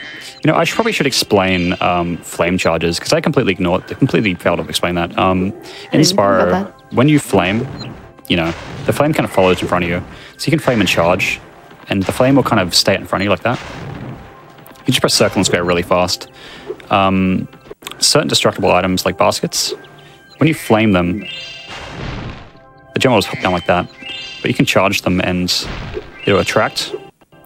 Now if you flame charge something, you get the same effect. So you can flame charge baskets for extra range while still maintaining like kind of like the gravity effect or the gravitation effect of the gem. Right. And that's not utilized in any percent at all, but it's utilized in 100% all the time. That's in all three games. So we need to come to crush. So what we do is we line up here and flame that button. And now we're kind of like trapped in the door. Just so happens that there's a piece of or a gap in the geometry here that I can jump through. And using that, I can just go straight into crush. So that's pretty easy. You just line up kind of underneath where the door is. You flame the button, you get trapped in the door, and then you can kind of just like jump out of the door. Wow. And enter crush really fast. So yeah, I mean, 80% is literally just, you just do as little as you possibly can to get through the game. Right. It's just like some more precise. I just skipped the entire first home world. I didn't complete a single level. So crush fight. The idea with this fight is just removing as much downtime as we possibly can again. So by taking damage boosters here. Yep, same thing, no differences here. Intentional damage, like lowers his invincibility shield faster? Yep. Okay. So Crush thinks he's damaging me, so he runs away. But he is dumb. I'm not getting damaged by him, I am getting damaged by the lava. And again, on the third phase, by standing next to him, I can bait out attacks. And by baiting out these attacks, I can make him go to his next phase way quicker. Because usually he's gonna like chase me around the arena for like 10 seconds, just like this. You know, I can do this, or I can just like bait attack and get it done early like that. Right. And obviously, running around like an idiot for like 10 seconds is much slower than just doing like that. So you want to jump and flame immediately because that's like right when the shield would go off. Yeah. Yep. You want to you can get attacks out early if you just flame him as soon as you possibly can. Sure. I'm going to try for the I might try for a little bit more now for this double frog, because double frog isn't relevant in Fortune Talisman, but it's very relevant in this category. Sure. Yeah. The double frog proxy is the fastest method of getting through Autumn Plains. Yeah, we'd love to It's very cool. Yeah, it's very precise, but it's quite cool. So I think I'll just set up a save state just right next to it, and then I'll just grind it for a bit. So what do we do? Right over here. I'll set a state right there. So we line up. I'll give a little bit of theory here. So we're gonna be charging one of the frog's hitboxes into the other frog, and then both of their hitboxes kind of line up, and we get two procs at the same time, essentially, like that. The inputs are actually very simple. It's just like two square inputs, like that. Whoa! But, whoa! Yeah, that wasn't high enough, but it was very close. Does it just have extra oomph because it's pushing out of two things at once? Yeah, I mean, I guess the idea, I don't know the exact theory, but I guess the idea is like, 2 is better than 1 in this case. Yeah. It's just kind of combining the effects of 2 frog proxies at the exact same time, giving you just a much, much higher proxy. The setup is kind of precise though. You can get kind of like forward proxies that just send you forward. The idea is that you want to get one that gives you really high, like that, but obviously far, far higher. This is a major reset point in this run. A major, major reset point. Because you have 1 attempt like every few minutes, right? And yeah, you mess it up, it's just reset. Yep.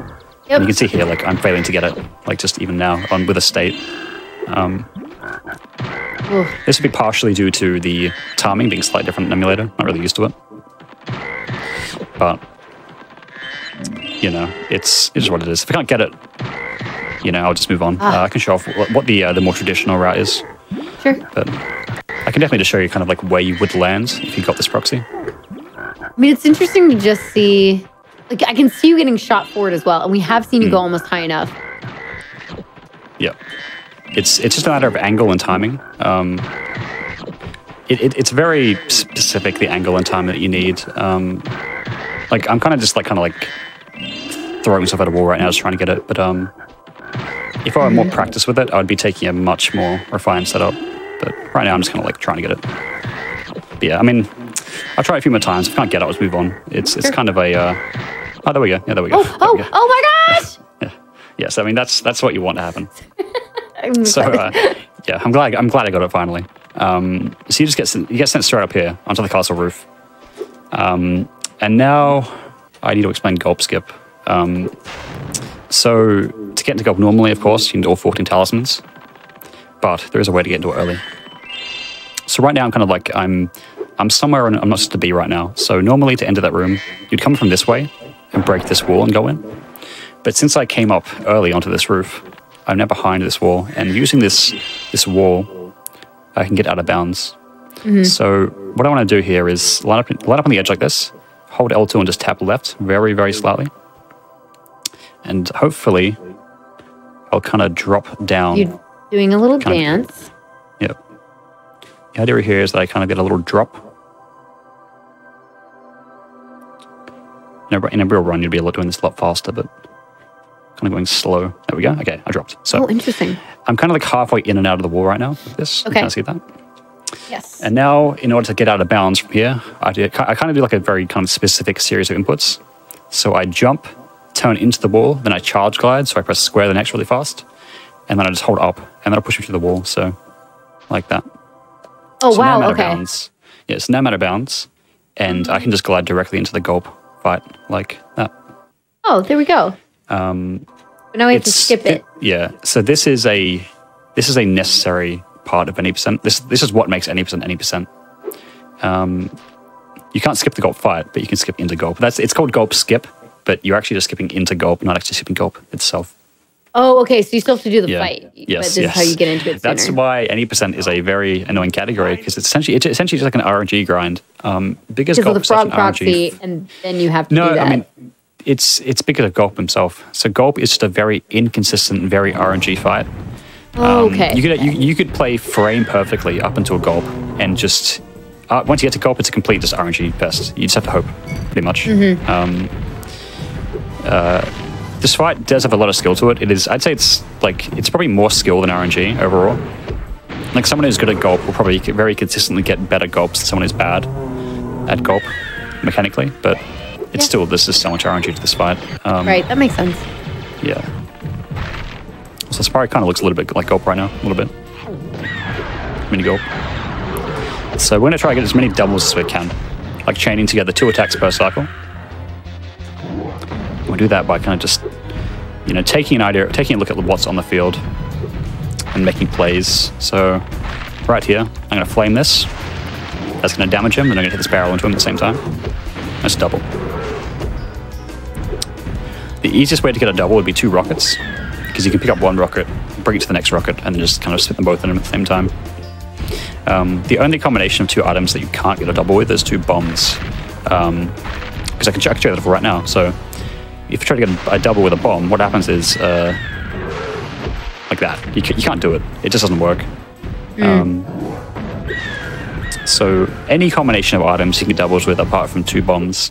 And obviously the reason my doubles are fast is because if I were to get a single, just to show it off, when Gulp takes damage, the field gets cleared of other items.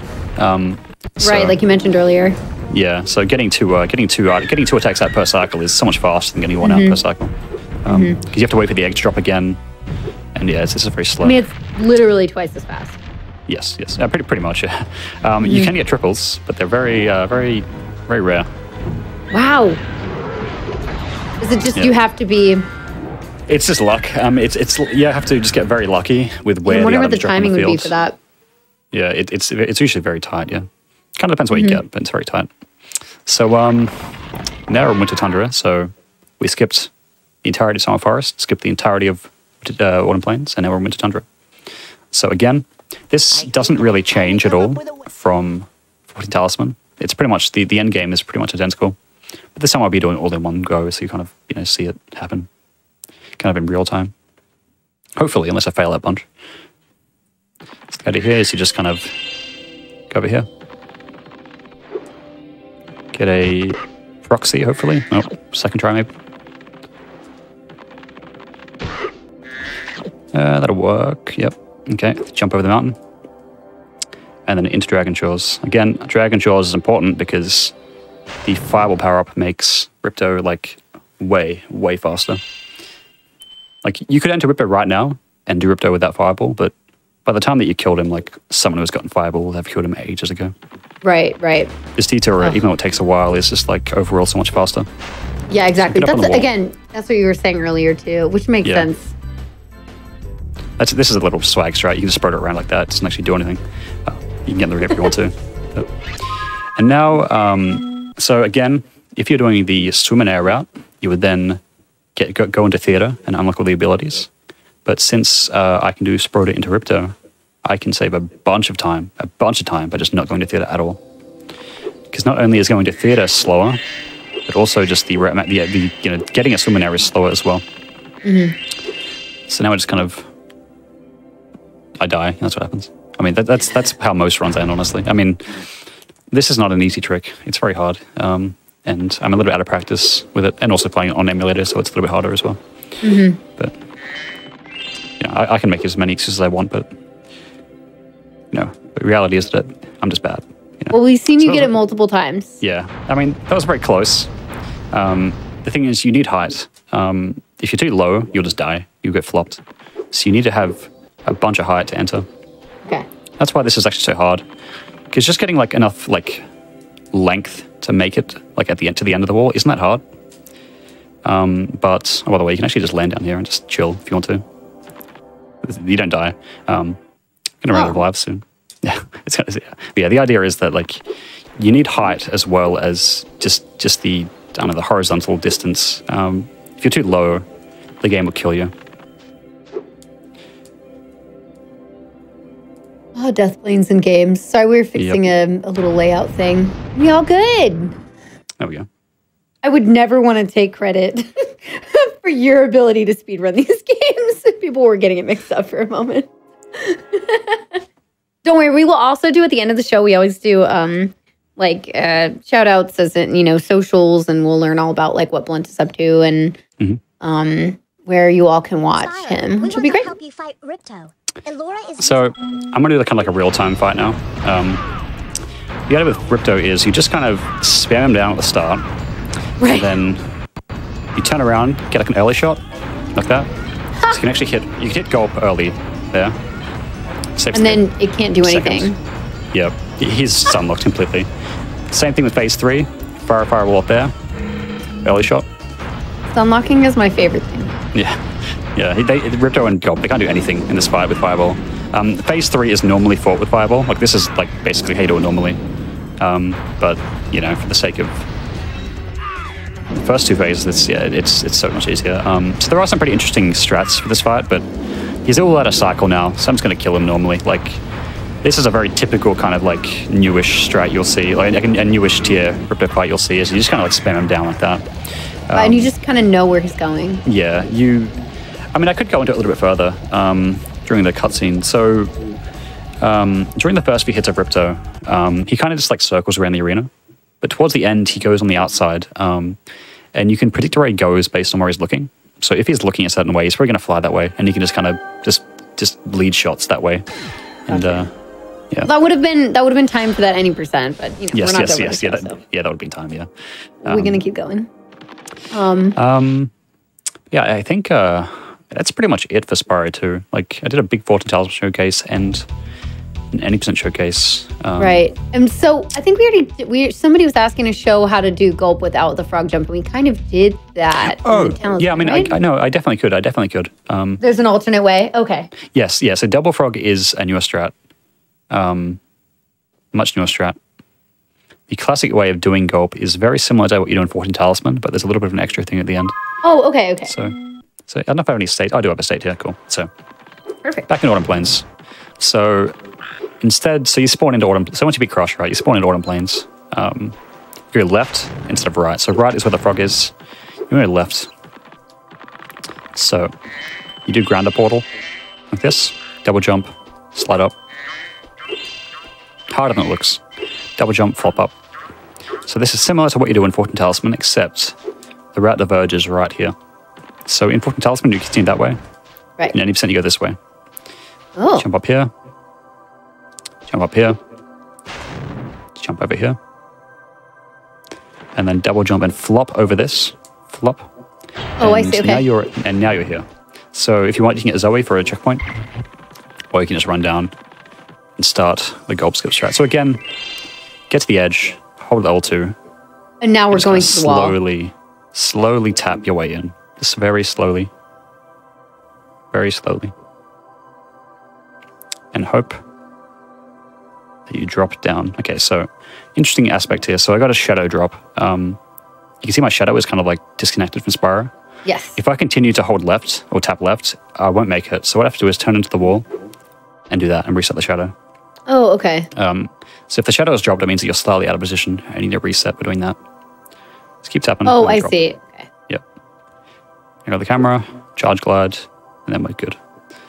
And yeah, that's kind of Spyro 2 right there. Nice. That's two categories at least. There's a bunch more categories, but those are the two shorter categories. Right, exactly. And just showing off like the main pieces of tech you would see in this game anyway. Yeah, main and a lot of other dumb stuff that isn't used to part of the run, but like, you know, stuff that's interesting. Awesome, hilarious, perfect stuff. Yeah. Oh my god, my camera is like so bright right now. The sun is. I just realized it's like insane. Because it is, I don't know, 1, 2 p.m. over there? 3 p.m. currently. 3 p.m.? Okay. Yeah, so that's Spyro. I mean, that's Spyro 2. I think we should move on to Spyro 3 now. I think it's time. Time. So don't worry, we are not ending the show. We have a whole other game to go through. So why don't we get started now, and we can take a break sometime within the next game. Yep. But let's go ahead and get started. This will be great. So we are moving into Spyro 3. I know we have like more characters we have to deal with. Are we going to see you playing as those other? Yeah, we will definitely. Okay. Yeah, 3 of the 4 characters will be played, but I can show off some of the stuff as well if we have time. Yeah, some of the cool side stuff. We'd love to see it. And again, if you have things kind of like we did with Spyro 2, if you have things that are included in other categories aside from what you'll be sticking mainly with, or just, you know, whatever feels the most fun to kind of show off, you can do. Yeah, I mean, 80% goes through pretty much every level in the game, so I can just kind of like diverge and, you know, mess around with stuff. So okay, Spyro 2 and 3 are like, 80%. Cool. Yeah, Spyro 2 and 3 are kind of like identical games almost. Like they are, in terms of the engine, it's the same game. Right. Spyro 3 is a little bit more extra, but for the most part, the games are identical. 1 is a bit different to 2 and 3, but yeah, 2 and 3 are just the same game. So pretty much everything that you learn in Spyro 2 is going to carry over to Spyro 3, except a few things. Double jumps are patched, for instance. So you know double jumps in Spyro 3. Okay. And there's a few other small things like how that's a bummer. Small movement mechanics different. There's actually a hack that actually reintroduces the double jump into it, which is kind of funny. But so Spyro 3, this game is like twice the length of Spyro 2. The 80% category is similar in length, but the showcase will be pretty long, I think. I can fit. I should be able to fit all in the schedule. So straight away, we're just gonna like run into Sunny Villa. Talk to Bianca here for a second. Bianca. Bianca's awesome, honestly. I was gonna say, chat. Do you like Bianca, or is she annoying? I like her. I don't like what's his face. So, whatever his name is. Straight away in Sunny Villa, I want to try to do a proxy that sends me straight to the end of the level. Hopefully it works. Yeah, that works. Okay, so now the level. We have our proxy. Yes, the level's done now, essentially. Okay. This is the end. This proxy is done by, similar to the other proxies, you're kind of like just forcing your way into a tip box. You're more so like jumping off the top of it rather than like in the middle of it. Okay. With a really good one, you can actually just go like straight above the roof and it's a lot faster. But I'm bad, so I can't do it. I'll try and get a really big one. Let's see. Yeah, I'm glad you were kind of explaining it because there may be some people who are jumping in who are like, what is a proxy? Yeah, I'll probably reintroduce or re-explain all the mechanics again just because, we're like an hour and a half in. And since pretty much all the mechanics transfer over, most of them at least. Okay. So again, any percent is the fastest way to beat the game. In Spyro 3, you have to get to the end of every level, or get the end of level egg of every level in order to kind of progress to the next world. Unlike Spyro 2, where it's very easy to skip home worlds entirely, you can't really do that in Spyro 3. Real quick, by the way, I don't think we're getting any game audio. Do you have anything? Oh, hang on. No, I know exactly why. It's because the title of the game has changed. Let me just choose it real quick. Yeah. So game audio, properties, Spyro 3. There we go. Perfect. Yep. Yeah, it's because, I mean, the emulator window, it was based on the name of the game window, so there we go. Yeah, so now you can listen to the beautiful music. So, another little thing in this game, or in this level, is Sheila. So, Sheila is one of the side characters. And interesting about Spyro 3 is that it has side characters. And what you can do is actually just skip into, or pretty much every single side area you can skip into. So normally, in order to get into a side area, you need to actually save the character, but you can just kind of like get into them like this. A lot of these side area portals, the portals themselves kind of extend like kind of further beyond where you would actually be able to enter them. So you just kind of like they kind of like bleed out of the collision where they should be. Gotcha. But yeah.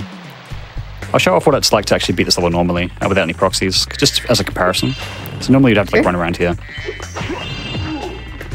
And it's so much slower to do this level without the proxy than it is with the proxy. Right. Because you have to watch this cutscene, you have to run around. Yeah. It's a lot like the second one. Sorry. Yeah. No, these games are very... Spyro 3, 80% is, I'd say, a bit more varied in terms of what you can do. There are some pretty unique tricks to it, but... I mean, Spyro 2 and 3 are very similar games. For sure. Which is why it's a good thing to pair them. I agree. So since we don't have double jump, but we do have proxies, what else are we doing to kind of make up for not having the double jump? So there's one thing, I mean, apart from just learning how to jump better in general, there's a few things you can do. So I'll show off a spin jump. So you can't double jump in this game. Usually, if this was Spyro 2, I could just easily double jump up here, but I can't do that in this game. So what I can do is a spin jump. A spin jump kind of makes use of the kind of flop mechanics a little bit, I guess. When you're kind of spinning around like this, Spyro is very slippery, and you can just slide up ledges like that. I can't make this jump usually, but with a little spin jump like that, I can. You kind of just face the ledge backwards, and then kind of just like turn into it as you jump up. In one of the levels here, there's actually also a different kind of jump that'll show off. But first of all, let's show off waterfall swim. So you can actually get a swim in air off this. This is a really precise setup though. So what I have to do is I have to line up on this leaf really precisely. Like this. And hope it works. Okay, it works. Okay, good. So like that's like a really precise setup. There's like a very, very small surface that you can actually swim off that. And you have to make sure you're pretty much perfectly set up for it. But the setup looks like, in terms of the position where you want to be, it's like something like this, roughly. I mean, I think that's a little bit too far forward. Yeah, so it's not going to work, but... Wow. I mean, there are tutorials for this if you want to learn how to do it, but it's kind of something that's very, very, very visual cue and kind of muscle memory based. Yeah. So, like even top level runners like the world record holder Jeremy Thompson, you'll see him fail this all the time. It's just an annoying trick. Well, very cool. I mean, you did essentially get it first try. Yeah. I have to do it again. I mean, I can show up another method of swinging in the same world, but that's what counts, though, right? Yeah. It was first try, so that should work. There we go. So now what I'm going to do is enter Seashell Shore. So I got to bounce, and then, as I said before, all portals that are unloaded are actually just accessible underneath the portals. So you just go in. That portal has a egg requirement, but since it is just stored beneath where it is normally, I can just enter it from out of bounds. Perfect. So let's go to my notes here. So Spyro 3. Oh, in my notes, I had like switch game audio over, but I forgot. So Seashell proxies, Seashell Shore. So pretty much immediately in this level, there's a proxy right here where I can skip like most of the level. This one's a bit interesting. This enemy, it comes out of a shell. Right. And you have to kind of like proxy off of it. As you get bounced back, you have to like proxy off of it again. So it's a little tight. It's a bit weird, this one, but what you can do is if I get it, let's see. If I get it, and eventually it'll happen. There we go. I can turn around, and this is all on solid. So I can go this way. So, if I go too low here, so the idea is that kind of weird cone thing there, that's like a loading zone to another area.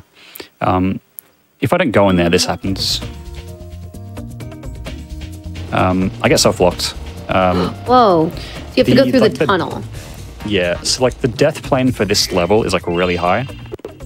And if you enter those areas that are... So that entire area that you saw was supposed to be like an underwater section. And if you're in the swim state, you're fine, you don't die. But if you aren't in the swim state, you have to... I mean, you're not supposed to be in there at all, not in the swim state. So the way you have to do it is you have to go into that loading zone, which will automatically put you into the swim state.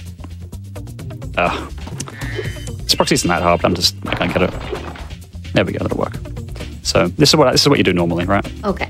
I fly over here. Go into another area. You get pointed to swim state. Okay. I see. Yep. Then I exit the area. Then I come out. And now you're... And the level ends right here. And that's Seashell Shore. That proxy is actually not a very big time save at all. You can just go to the level normally, but it's there. Okay, so it would probably save a minimal amount of time, but not that much. Very small amount of time. Yeah, it's something. It's sort of like a high level strat. It's something you go for when you need to save like every second you possibly can. Sure. Now there's another side area here, another Sheila area. So it's just locked. So what I need to do is get out of bounds again. Hopefully. Here we go. Oh. It'll happen. Fast.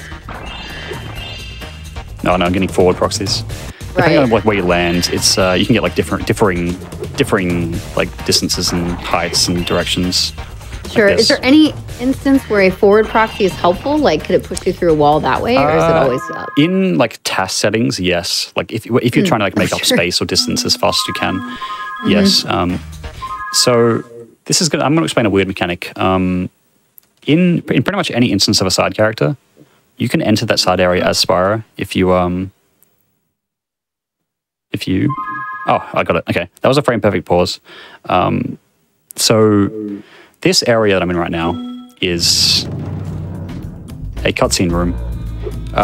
But if you get a frame perfect pause, you can actually jump out of the dialogue. So when I entered this area, I was supposed to just talk to Sheila straight away, and then my control of Sheila of Spyro would be taken away, and I would control Sheila. But if I frame perfect pause as I enter the area, I can like just jump out of the text box and have free access to move around this area, which is not supposed to be accessed normally. Right. I can just jump at the back of here. And now, for anyone who's familiar with this game, this probably looks very strange because this is supposed to be a Sheila section. So Sheila the kangaroo is one of the side characters. Yeah, I'm supposed to be Sheila right now, but I'm Spyro. So So you can just run, and this area is fully playable as Spyro. You can just run around. You can even complete this entire challenge as Spyro if you want to. I mean, if you talk to Sheila? her. Yeah, hi Sheila. Like I'm supposed to be Sheila right now, but I'm Spyro. So this entire challenge is actually completable as Spyro, even though you're supposed to be Spyro. It's so funny. But, yeah, I mean, I won't go through it because I'm just wasting time. But you know, Like, why even have the help for this if Spyro can just do it himself? Yeah, I mean, you know, it's just a frame perfect pause, no problem. It's actually a lot easier on. It's only a frame perfect pause on emulator. On console, what you can do is you can unplug the controller, and it'll pause the game automatically for you because when you unplug your controller, the game will pause. But only after it's loaded in. Yeah, so you need to like during like the loading, like during that black screen, you got to unplug, and then it will. Okay, so Nice. So photosensitivity warning. This is the first big eye searing glitch in the run. There's like 2 of them. For anyone visual warning. Yeah, visual warning. This run is very crazy. What I would do first is I think I have a save state here. Yeah, okay, that's fine. So this is like a mini boss. If I go in this area and just like spam like that, yeah, the game just breaks. What's happening to the screen? Yeah, if you just spam pause really fast in here, the game will just corrupt. And this visual corruption lasts forever; it never goes away. So even if I left the level, it would just stay like this. But I'm going to stay out of that because you know no one's to look at that for very long. But anyone can do that. You just spam start next as fast as you can when you're in that area, and you'll get that glitch. It's very cool. Whoa, but it lasts for the rest of the game. Yeah, no, it never goes away. I mean, as far as I'm aware, it might go away at some point, but from what I've tested, it just never goes away. Can you just like reset the console and it's okay? Yeah. As long as the game's on. Oh my gosh. Maybe there's some things you can do to make it go away. But anyway, let's leave Seashell Shore. Head to what's up next? We got Molten Crater. Okay. So little cutscene here. Just skip that. Coming out of Seashell, I'm going to utilize something that you see more in Spyro 3 than you do in Spyro 2. In Spyro 3, you kind of need to make use of like every little bit of height or distance you can get, because obviously you can't just double jump everywhere in Spyro 3. So here what I'm going to do, so I'm going to go to Seashell and go up near this entrance here. I'll set a state just because I fail it. But what I want to do here is get on that roof there to get out of bounds. To do this, I'm going to jump up here and wall glide across this wall. That didn't work, but hey, I have stab cheats. Oh, I see. Okay. So this jump is very tight. You can just not make this jump normally, but if you kind of wall glide against that wall, you can kind of make up a little bit of distance without losing height. And then what you can, no matter bounds, I can just go wherever I want. Right. And here we are. So we're back. That's Molten Crater right there. I'm going to enter that from out of bounds. So just go to bounds and enter it like that. I actually almost missed it. That was close. So this is just the same engine, so they have all the levels loaded underneath. Yeah, it's very similar. Very similar. So straight into Molten Crater. Let me just show you. Gotcha. I can do that. Oh, that was fast. Yeah. So that's Boar proxy. Boar is a really, really easy proxy to do. He just picks you up. Yeah. So you go straight from the start level. Whoop, I got a lag spike. Straight from the start, right to the end. Like that. I want to do that. Yeah, that proxy is like really easy. All you do, so it's set up for you like immediately. So as soon as you enter the level, you just hold square, like that, and then the ball run towards you. When you're above it, you just want to like glide and then press square. So you want to glide into its head, like that, and then press square. If you don't get it, it means your timing is slightly off. There we go. Yeah, like, Molten's like a really small level, so you can't just like go anywhere you want. Yeah, the visual cue that I use is as soon as that lake of lava to the right is off screen, that's when you jump. That's the cue I use. So as soon as that lake of lava is gone, you jump. Like that. That's a good... super easy proxy, super easy. Yeah. It's a good tip. Very addicting to practice because it's so quick. Yeah, that's awesome. That's Molten Crater done. All right. I love it. There's some really cool stuff on the next level, actually. There you go. One at home, you all can go try. Yeah. My webcam is so bright. I need to like close the blinds. I think it's like the adjuster. This is way too bright. Anyway, so During next break. yeah. So this is like an interesting mechanic in Spyro 3. I don't think this is in Spyro 2. It might be, but if you like charge jump against a wall, you can kind of ride the wall up, get some height. So you can like jump up here like this. Just kind of ride that wall up like that, flop up. Oh, nice. And enter cloud. Just a slightly faster way to do it. Let me know when you need when you need a quick break, then you can Yeah. get the sun out of your face. Yeah. After this home mode, we can have a little break. Yeah. That sounds great. That's perfect. Yeah. So cloud. There is a proxy you can do with this guy, but I can't do it, so I'm not going to show it off. I'm sorry. I just know how it works. So straight into cloud. The end of the level is right there, where that little guy is. Usually you'd have to like go around like a bunch of stuff, but what you can do Of course. is you can do a thing called a momentum conservation jump. So this isn't a double jump, but it's something kind of not similar, but it gives you a similar effect in that you can get more height or more distance than you usually be able to. So what you do is you want to charge, stop charging and then jump, and you'll carry your momentum into kind of a standard jump. For some, you can't make this jump with like a charge jump. You can only make it with a momentum conservation jump. So I'm going to do it like that. Oh, I didn't get it. But yeah, it was close. It was close. Do I have a save for this? I do. Yes. Oh, nice. So yeah, there we go. So I just skip from the start to the end. Gosh, it looks And so this is the very easy, end. but it's not. There's also something you can do that actually saves time in other categories called Fluffy Flame. If you get like a frame perfect flame on Fluffy, you can like skip that animation there. It's kind of cool.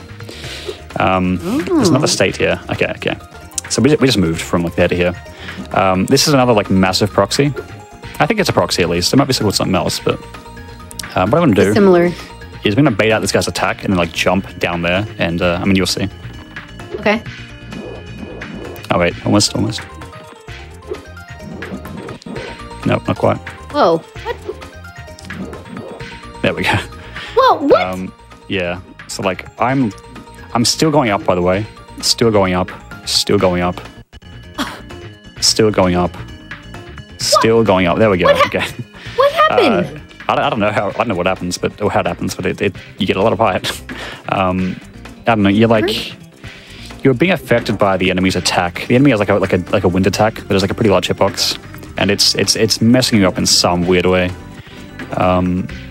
We cannot find the ground. Yeah, I am like really up there. Where is the level?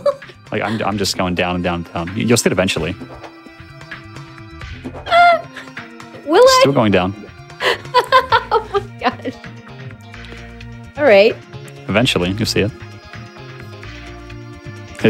Eventually, I'm like I was going up for a very long time. Oh my goodness. Yeah, I'm like. I mean, we can just stay down. I do want to show off. You can cut the glide early like that and just kind of glide around. Oh, you can go to, okay. Yeah, and you can just kind of mess around and jump up here. You get thrown up. If you don't, you get it. Like, yeah, you're up there somewhere for a long time. That's pretty much. I mean, there's a small out of bounds I could do, but apart from that, I think that's pretty much all the cool stuff in Cloud Spires. That was really cool. That was definitely worth seeing. Oh, there you are again. The Rhinox. I'm just gonna speed up. Sorry for the audio, but you know. Oh, you're fine. I also have to agree with somebody in chat saying that these speedruns are essentially just Spyro not helping anybody. He's just skipping to the end and pretending like much, he's helped yeah. people. Like, everyone's like, wow, look at all this great job that you did. And we're like, You get the credit, but you don't actually help anyone. So funny. So this is another out of bounds. It's called called Whirlwind Bypass. So the idea here is you kind of do a super fly jump, like. Oh, I failed it. I'm bad. Hang on. So we took, I mean, we took the hunt for a bit there, but the idea is that using this power up, I can get out of bounds up on this wall like that. That's actually a pretty tricky jump to do. You need to kind of get a good understanding of how superfly jumps work. But in a nutshell, you just kind of aim up and then do the double jump inputs. So you press X and square with kind of a small delay between them. So from here, I can just go out of bounds and get a a Summoner, like that. And Oh, now wow. I can enter Sheila from Out of Bounds. Is that like more lenient than it looks? Because it looks like you had to do another like just barely in the corner. Oh, that Summoner is super lenient. There's like a massive, yeah. There's like a massive range. There's a lot of space to do that one. So enter Sheila. You can see the paw. It's got like a little moustache there. That's where the portal is. Oh yeah, there it is. Sheila. Honestly, not a whole lot of interesting stuff on here. So I'm just gonna run through real quick. Okay.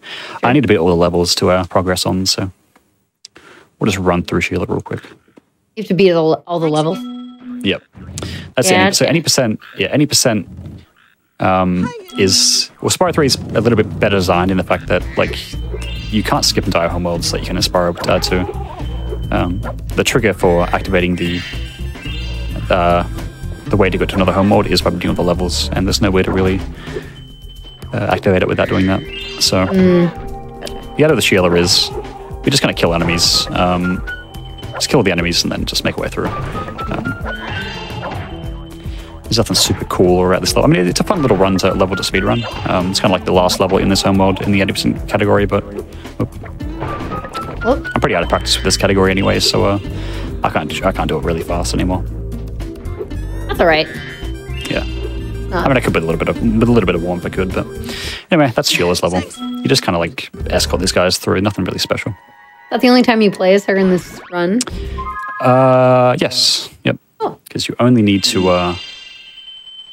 Each character is their own main level, right. but most of their kind of playtime is in like side areas, and you just skip all the side areas.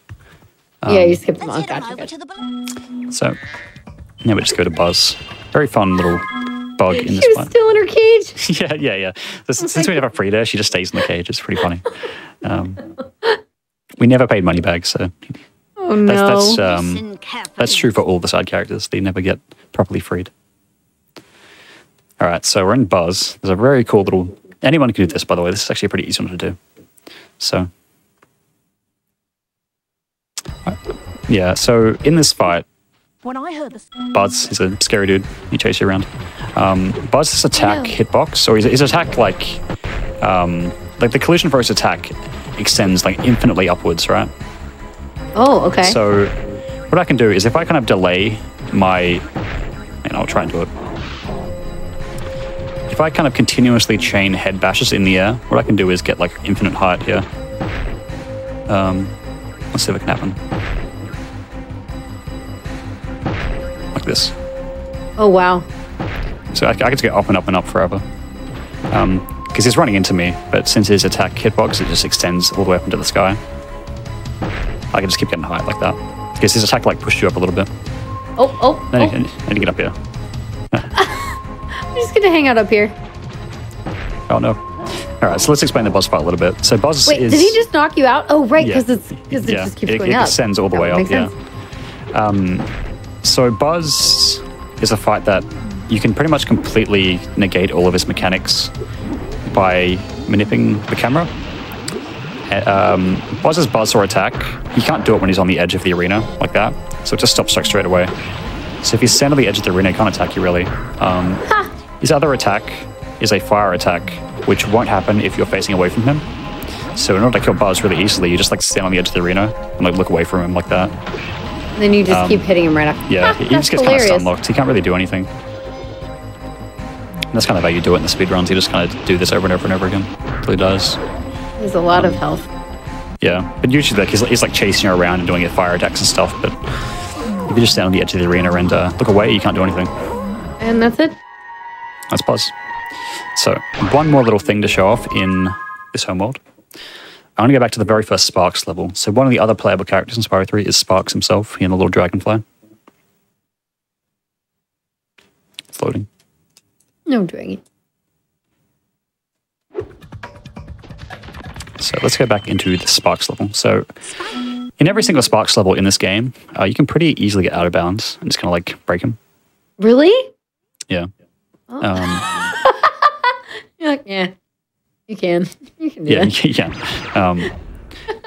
I'll show it up in this one. I just feel like this style of level, I mean, I should have known, but this style of level, okay, great. Okay, sure. Yeah. You're proving me wrong.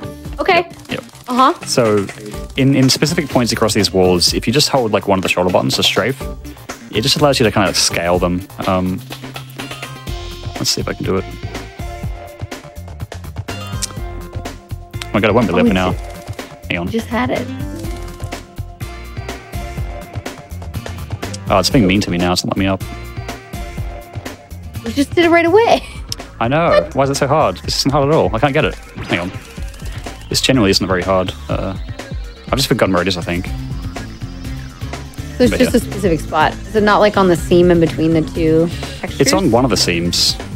It's a little bit left of that. Like, oh. Maybe going like out of bounds messed it up, because this isn't actually very hard, but maybe it's just been ruined. So it could have. You saw it. You saw me go out of bounds. But essentially, what I can do there is, in that level, there's a tutorial. I can skip the entire like little tutorial at the start. Okay. But you can do that in pretty much every single Sparks level. I might be able to show off later on, but actually no, I can't, because the Sparks levels, if you don't beat the first one, the next one doesn't unlock. So anyway, but you get the idea. Oh, you can go out of bounds in those levels. Yeah.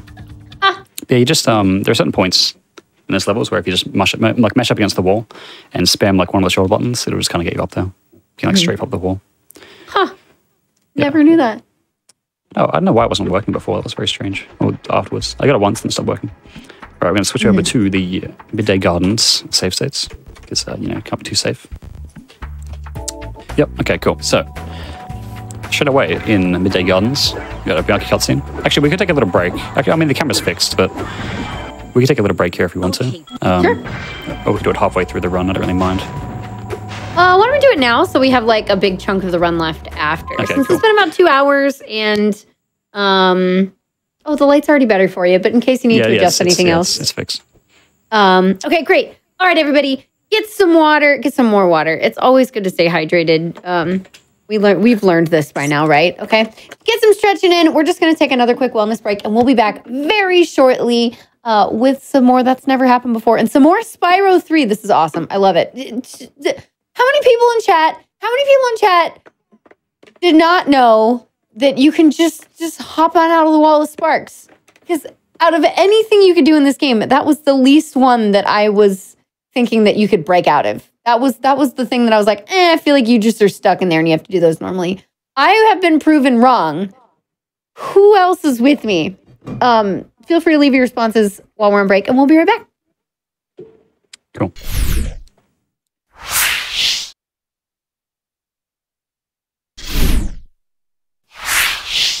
Hello, everyone. All right. I hope you had a lovely break. I'm glad I was not the only one who didn't know about the Sparks thing. And if you're just joining us this evening for the last segment of the show, hello and welcome back to That's Never Happened Before. I'm your host, Kungfufruitcup, and tonight I have been joined by the awesome Blunt Bows, who has been showing off the glitches in Spyro 2 and Spyro 3. So now we are in Spyro 3. I see Hunter in the distance. I'm not excited.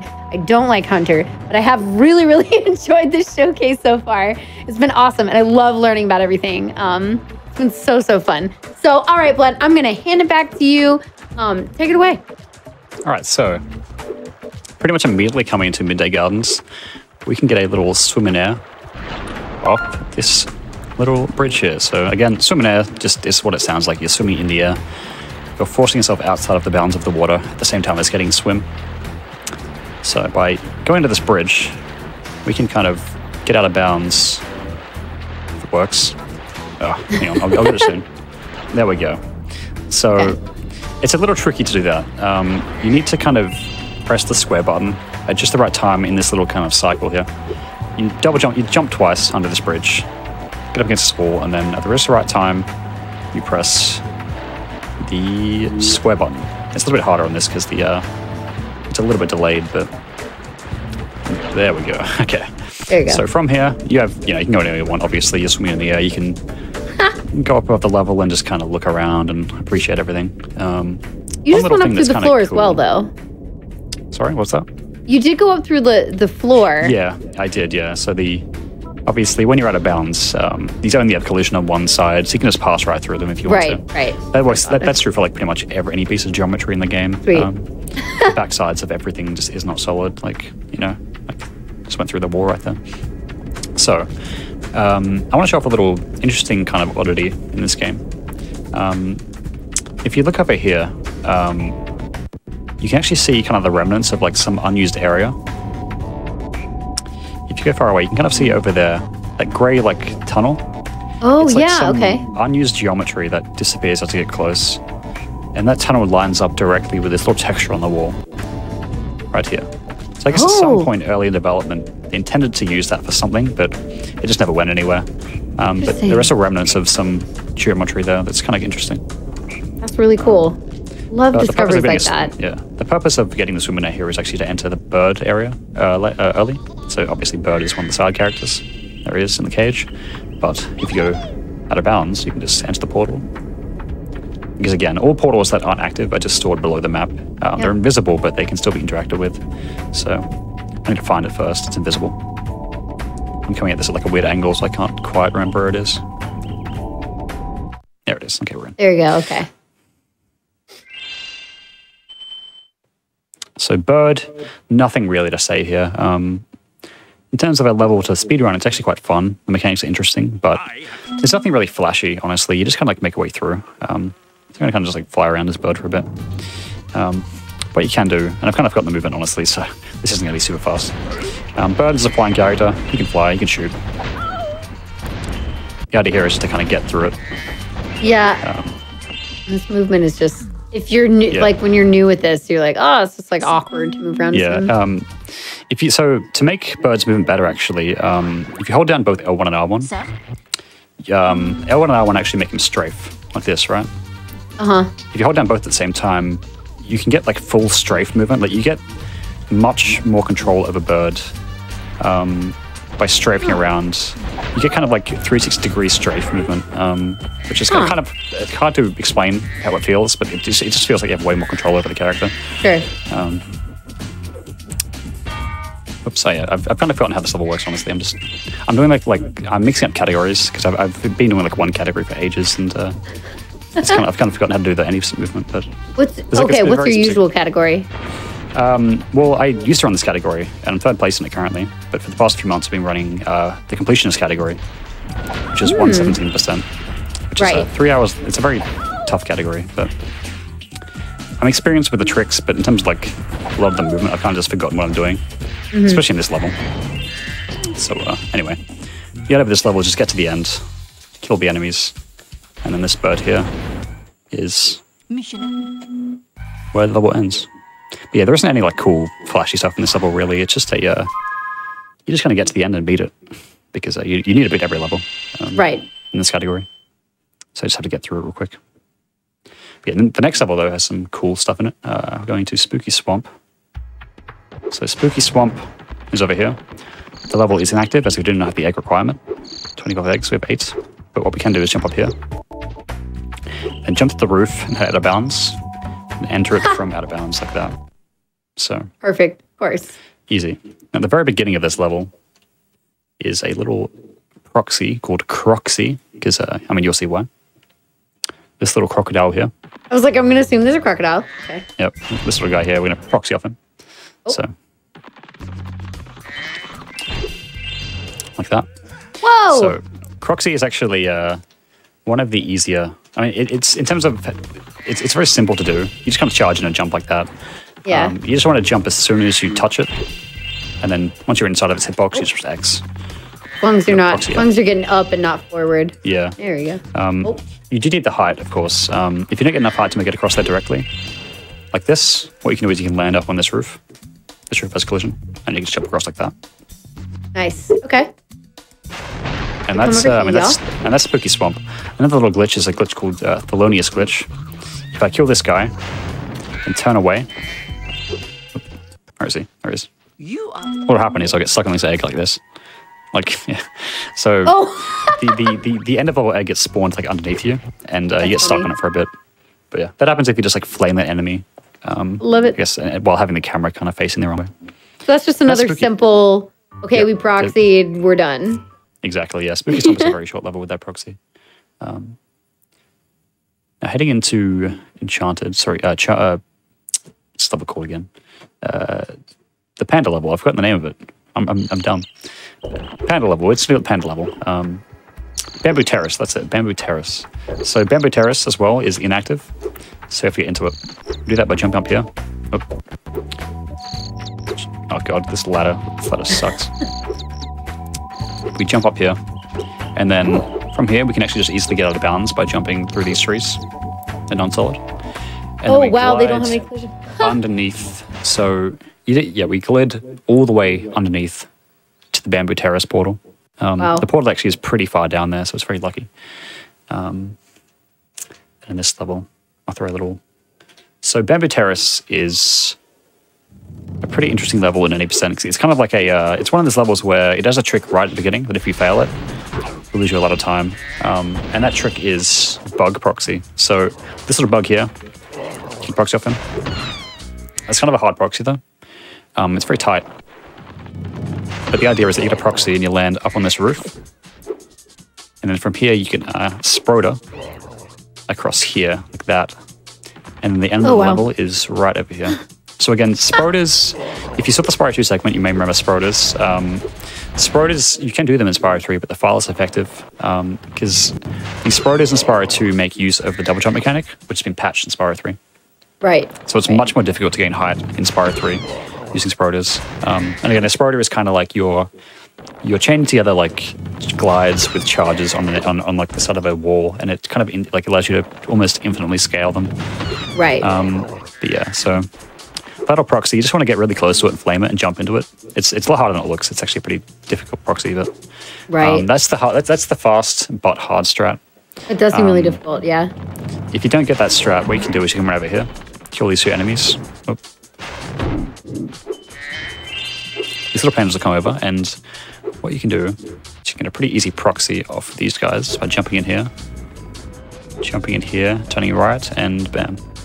Oh, no, okay, because that'll the stone will kind of push up. So you kind of get squeezed in between the stone and the wall, and pushed up.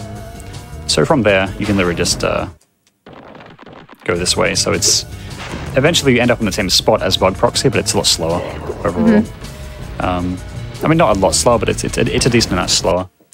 So this strat isn't used at 80%, but it's actually very interesting. I'll just save Satan, honestly. So this is a side area that was very close to where we proxied from. So this area, normally, when you go through it normally, what you're supposed to do is go in here, and you play like a little mini game where you kind of shoot these enemies, right? And when you shoot all the enemies, you win. What you can do actually is you can actually make it across there without ever activating the little boat thing like that. All right. So now you can actually just run around this area like freely. Because it's just not even like real water. Yeah. And what you can do is actually you can get a squeeze proxy here. And this is actually in the completionist run in 117%. This is actually a pretty fast strat, but it's really hard. So from here, you would skip the entire boat thing where you go around the river on a boat and you just kill all these guys manually like this. You just kill them all. And it's actually a lot faster if you get up really, really fast. But it's honestly very difficult, and you have like one chance, and it's like an hour into the run. So that's really cool to see, though. Yeah. Another little quick thing to show off in Bamboo is a very easy swimmer now. So you're on the edge of this. Oh, okay. Well, I died, but you don't want to die doing that. That's such an easy swimmer now. So you run over to this little lake here, this little pool of water, and you can just kind of charge off the edge here and get a swim in air like that. It's very easy, very, very easy. And you just like go to the edge and press square, that's all it is. And it turns out there's actually an egg stored under here invisibly. Pee-wee. Aww. Yes, this egg is actually, there's a thief that'll run around this level at some point. And that's where the egg is stored. So you can actually just get the egg early if you want to. Yeah. Nice. And if you do that early, will the thief still appear with an egg later? No, the thief will be gone completely. It's just no longer in existence, I think. Oh, wow. Interesting. Okay. Yeah. So, Enchanted Towers. This is actually a pretty cool level in terms of showing stuff off. So, you can enter Enchanted like that. Ideally, you can actually flame that button or flame the target that activates the portal and like land in the portal at the same time. So, I'll quickly explain the 80% route in this level. So the idea with Enchanted, you want to run over here. Jump onto this platform. This is not intended, but you can still make that jump. Oops, I failed. Hang on. Oh, no, I'm dead. I'm dead. Sorry, what I got there was a stutter jump. An interesting little thing in Spyro 3 is that if you jump too close to the end of a ledge, you'll get like a gimped jump that's like really short. Okay. It's like a really, really short jump. And it's very annoying because Spyro 2 doesn't have it. So if you go from Spyro 2 to Spyro 3, what's going to happen is you're going to get these weird little annoying like stutter jumps that don't work properly, like all the time, because you're so used to the way that Spyro 2 jumps work. But anyway, so we can skip from the start of the level to the end, as you can in most. And what we're going to do is going to flame all these rockets. By the way, volume warning, these rockets are really loud, like no reason. These rockets are insanely loud. Okay. Oh, when they're... Oh, what? When they... Like, I just don't remember that. Yeah, like they're so loud. And that's enchanted, essentially. A fun little thing I want to show off, though, is it's a category called Bone Dance. You may remember the little dancing bone man in Spyro 2 and 3. And he exists in this. So he first shows up in Spyro 2 in Skilos, and he shows up in this level as well. So there's a category called Bone Dance where the goal is to finish the Bone Dance challenge as fast as possible. And I'm going to show off how you do that. Sorry, yeah, sorry.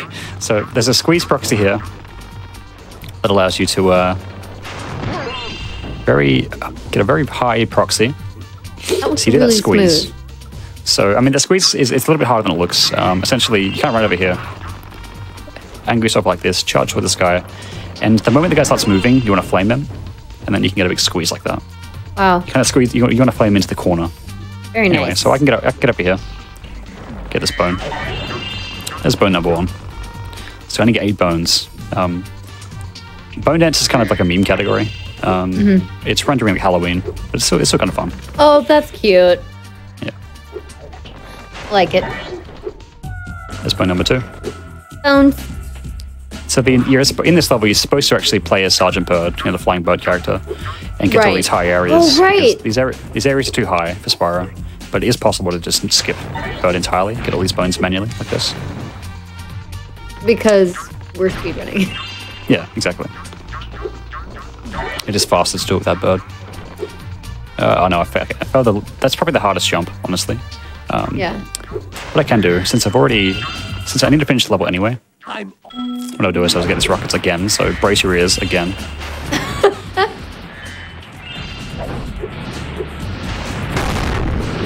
They're so loud for no reason. So freaking loud. It's so loud. It's so funny. Why? Yeah. I need to take anyway, so let's just do that now. And that activates a whirlwind here, which I can use to get up here very easily. I could do a special jump here. Hopefully it works. Yep, that gets me up here. Get this bone. Jump over here. Get this bone. And then last bone is just over here.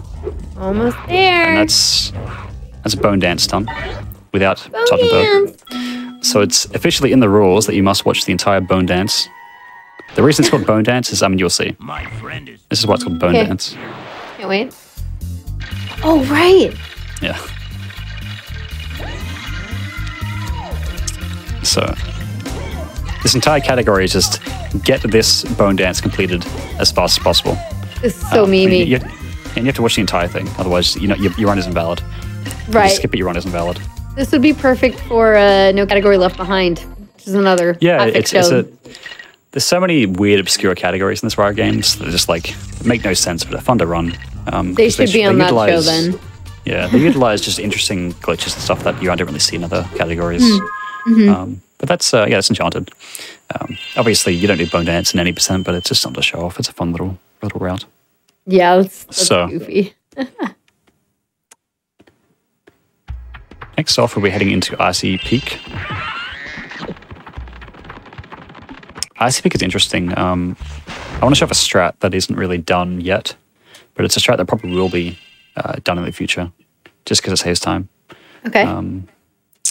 So normally in Icy Peak, the 80% route is You get on this cannon, blast the ice wall down. Over here. Yeah, I got a solid jump, it's fine, I can just save state. Okay. So that's a solid jump, right? So what happens is I jumped off the edge, I tried to, but my jump was very short. And that happens if you try to jump off a ledge when you're right on the edge of it. That's right. That's what you were saying earlier. Yeah. So again, happened again. Yeah. Because I'm jumping slightly too late. I feel like something like that happens in Spyro 1 as well, actually. Yeah, it's frustrating because I mean it's something that happens as you transition from 2 to 3.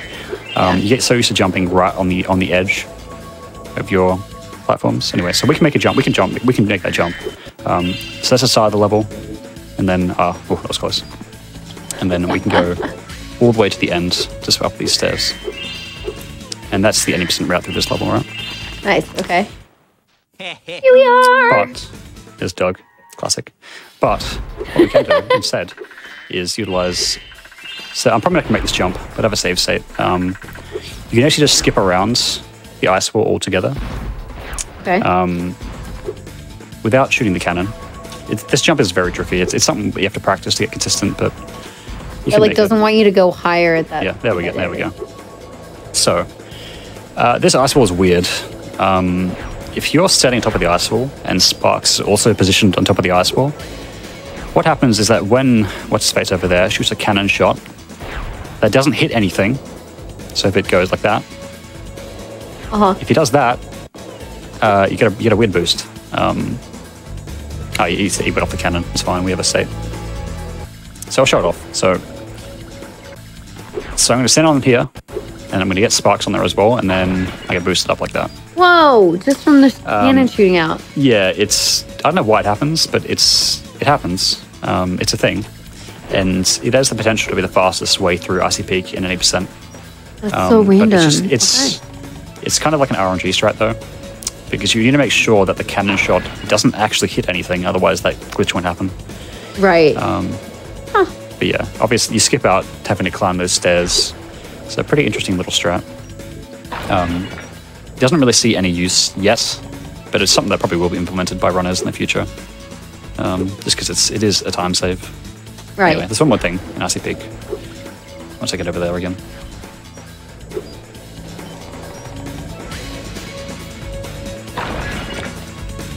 So I'm going to talk to Doug once more, just to finish the level.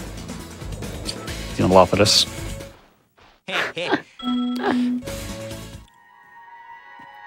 And there's a cool thing in one of the side areas in this level, actually. Oh, by the way? Go away. So, okay. if you go in here, I'm just going to save a state here, because why not? There are 2 thieves in this area, right? Oh, right. Oops. 2 thieves. Don't want to fail that jump. This jump is not that hard. There we go. So there's a weird bug in this level where what we're able to do actually is get 2 eggs at the same time. We can overlap these 2 thieves. It's an RNG strat.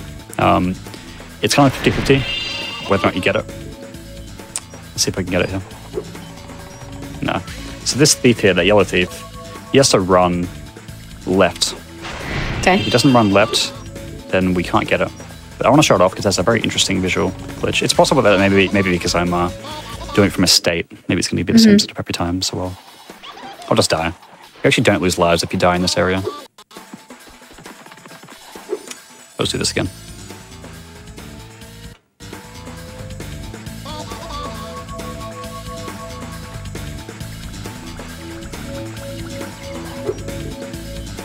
I didn't actually set it up properly. I'm dumb.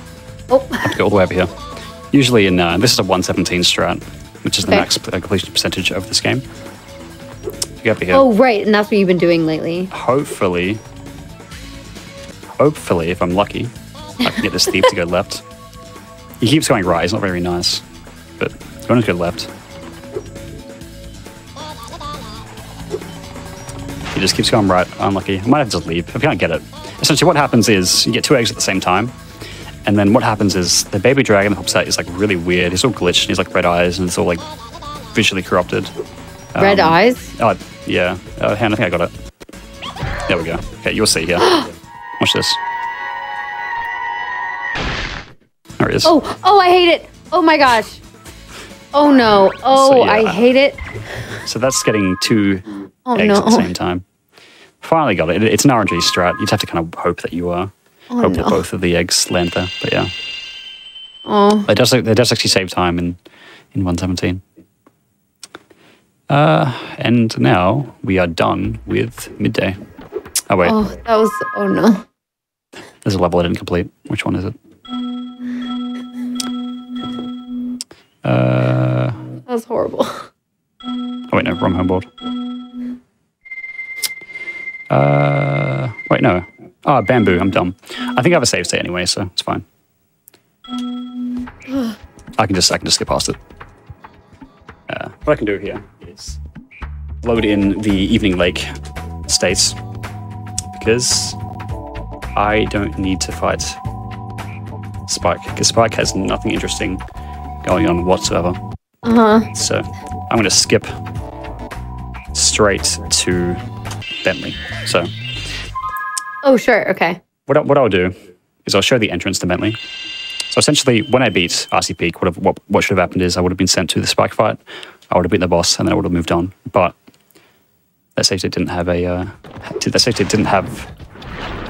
one of the homeworlds done or the levels done. So let's pretend that I just beat Spike. I'm now in Evening Lake, the next homeworld. Okay. I'm gonna Because we're write done here. with that. Yep. So beating Spike is fairly normal, I would assume. Yeah, there's nothing interesting in Spike in terms of showcases. Honestly, it's just a regular fight. I was just double checking. Yeah. So what we can do here is we can actually get out of bounds really easily. This entire mountaintop here is completely non-solid in Evening Lake. And what we can do is we can just kind of glide out of it like this. And doing that, we can very easily enter the Bentley level. How do they not account for that? Yeah, they actually patched it there were 2 versions of this game. There's a 1.0 version and a 1.1 version. They actually did patch it in 1.1. You can still do it, just harder. Gotcha. So Bentley's Outpost, this is Bentley. This is one of the side characters in this game.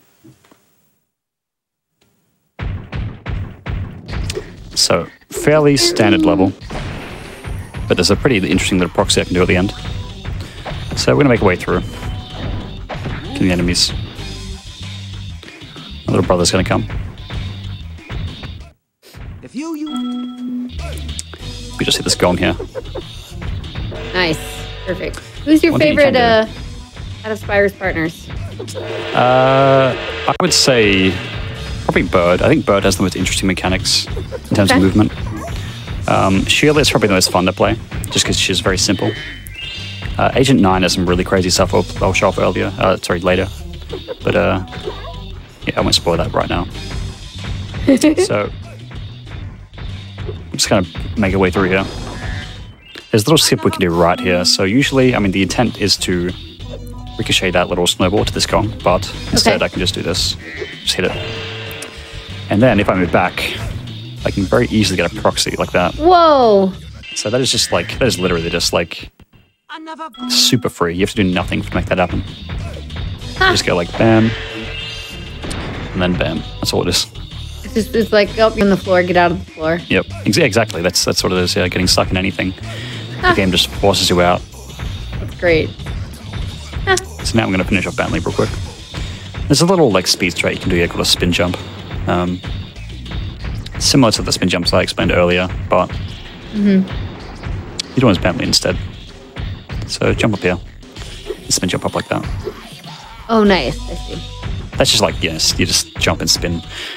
Thanks, bro. With some specific angles, really. Gotcha. Yeah, Bentley, honestly, the only cool thing in Bentley really is that proxy. I think there's another proxy you can do, but it's kind of the same stuff. That one's fun, though. Yeah, it's a fun little showcase. Okay, some fun stuff coming up in this next level. We're going to go to Charm Bridge. Sorry. We're going to go to... Charm Bridge is what I did. We're going to go to Frozen Altars. So Frozen Altars, there is not a whole lot to show off here. There's one thing I could do if I were in the zombie state, which I'll explain later. But I think for the most part I'm just going to show off the proxy that you do to get to the end of this level. So with this mammoth, you can proxy out of it, like a lot of things. Nice. What you want to do with this mammoth is just kind of charge into it, jump into it, and do that. It's kind of as simple as it looks, really. Right, okay. A little cue for it gives it you is enough time just, to turn around. Yeah, the turnaround is probably the most difficult part. Oh, there you go. Yeah, you can get up on this roof. This roof is definitely- fully solid, which is kind of nice. But the intent for that proxy actually is to get into that building. And the fastest way to do that is, if I can show it off. Oh yeah, you go over here, Okay. go through the wall like this, and you are done with the level. That is first level done. Perfect. Of course you are. Yeah, yeah.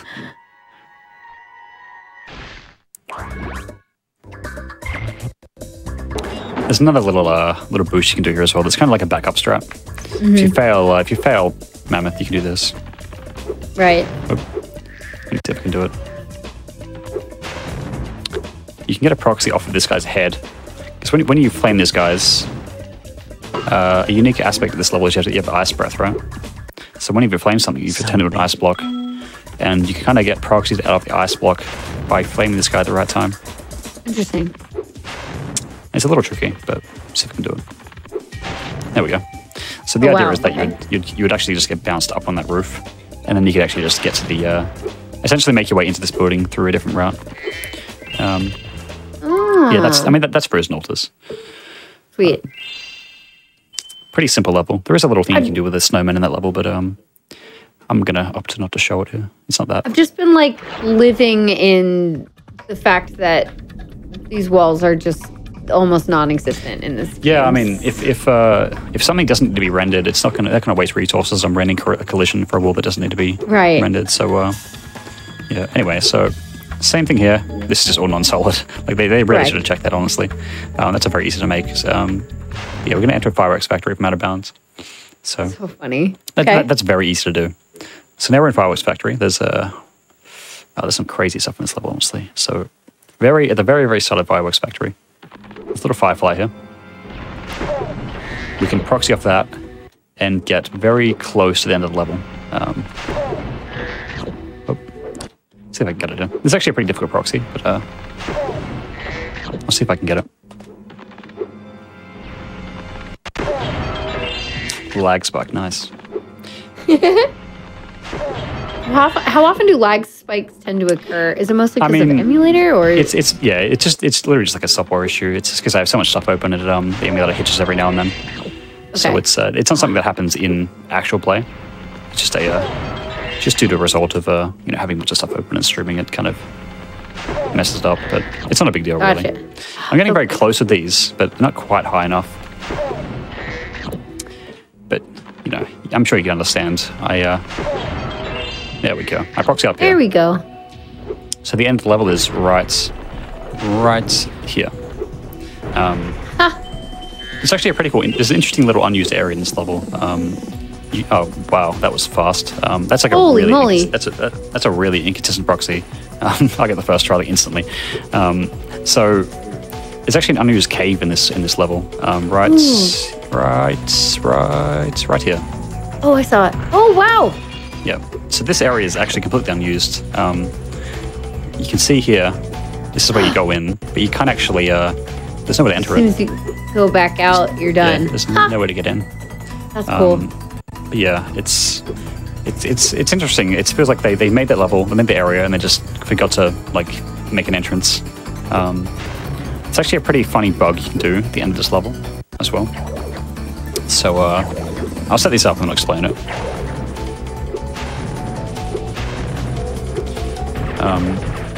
When I go through this door, I'm actually going through this backwards. When I go through this door, a cutscene will play with Greta here, back from Spyro 2. So Greta's going to kill these ninjas, but since I went and actually changed their positions prior to the cutscene playing, what can happen is didn't actually happen there. Let me see if I can get it to work. Let's see. I can actually make just bug out like crazy. Let's see if I can make it happen now.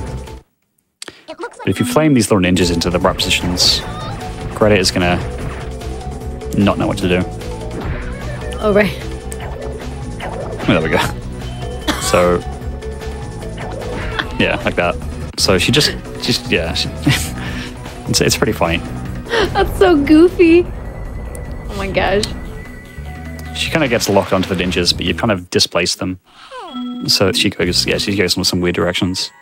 I want to show off like a really, really cool glitch that's used in the completion category here. Okay. This is called Agent Spyro. Can you get the one frame pause? Oh, that's 2 for 2. That's a frame perfect pause with no visual cue. I'm the best. Again, similar to what I explained earlier in the run, I'm not supposed to be in here, right? This is supposed to be a cutscene room. What I can do is I can jump out of bounds here. And then get loaded into this area as Spyro. So this is an Agent 9 section. This is a side area section. Perfect. So what I can do... Oh no, it's fine. I have a safe state. Behind those doors I'm prepared. So you want to die again. I have to kind of... there's kind of a large like talk zone for this NPC. I have to like actually get over that. Like by doing this. Doing a little Spyro. Oh, that's what you're doing. Yeah. Now I'm in this area as Spyro. This area isn't only intended to be played as Agent 9, but you can actually get in here as Spyro. So if I run all the way to the end... Literally charge through it. Yeah, what's going to happen is... this is actually a first-person shooter segment. Right. And if I get this egg, what's going to happen is that Spyro is going to be placed in... First person? Yeah, exactly. So now it's first-person Spyro. Oh, no. First-person Spyro is actually like a lot of fun to play, like genuinely. If also a hack that like made the entire game first-person, it'd actually be really fun. Oh, but gosh, but like bonking and stuff. It's a bit of a mess visually, but it's like it's pretty fun to control, honestly. Right. Yeah.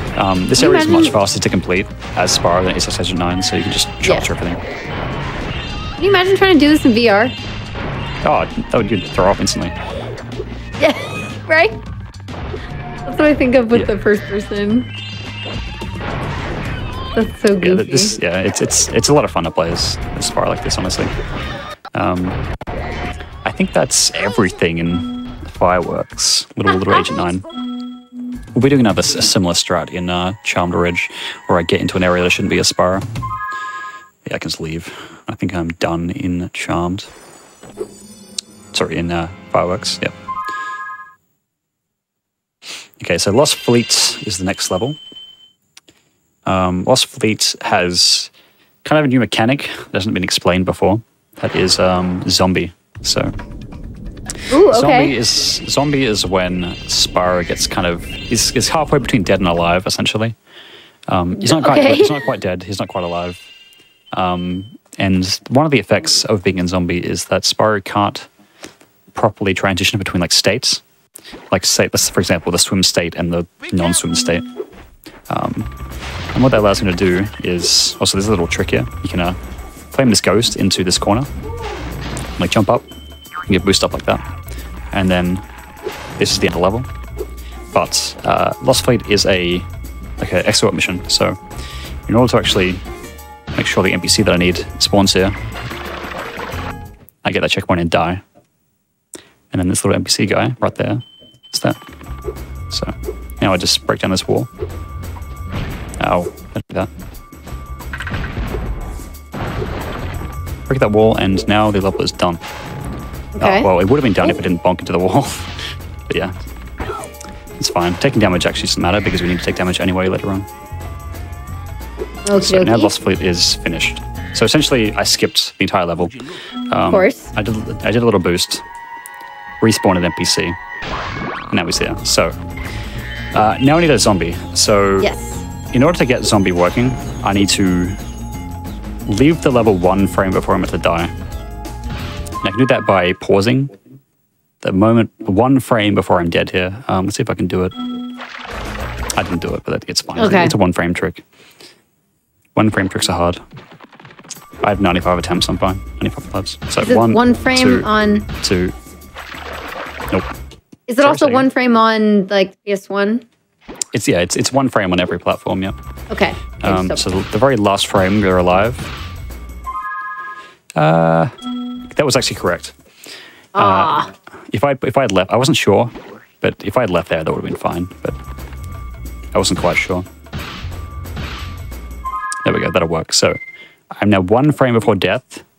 I'm going to leave that level. And what's going to happen is, since by leaving that level, I get placed in the swim state, I'm going to be permanently locked into the swim state.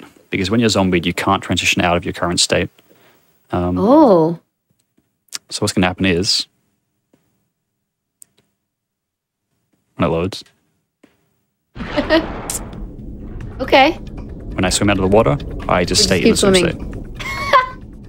I love it. So I can use that. There's a lot of different applications for a zombie, but in this run, essentially the application is to get a swim in air here.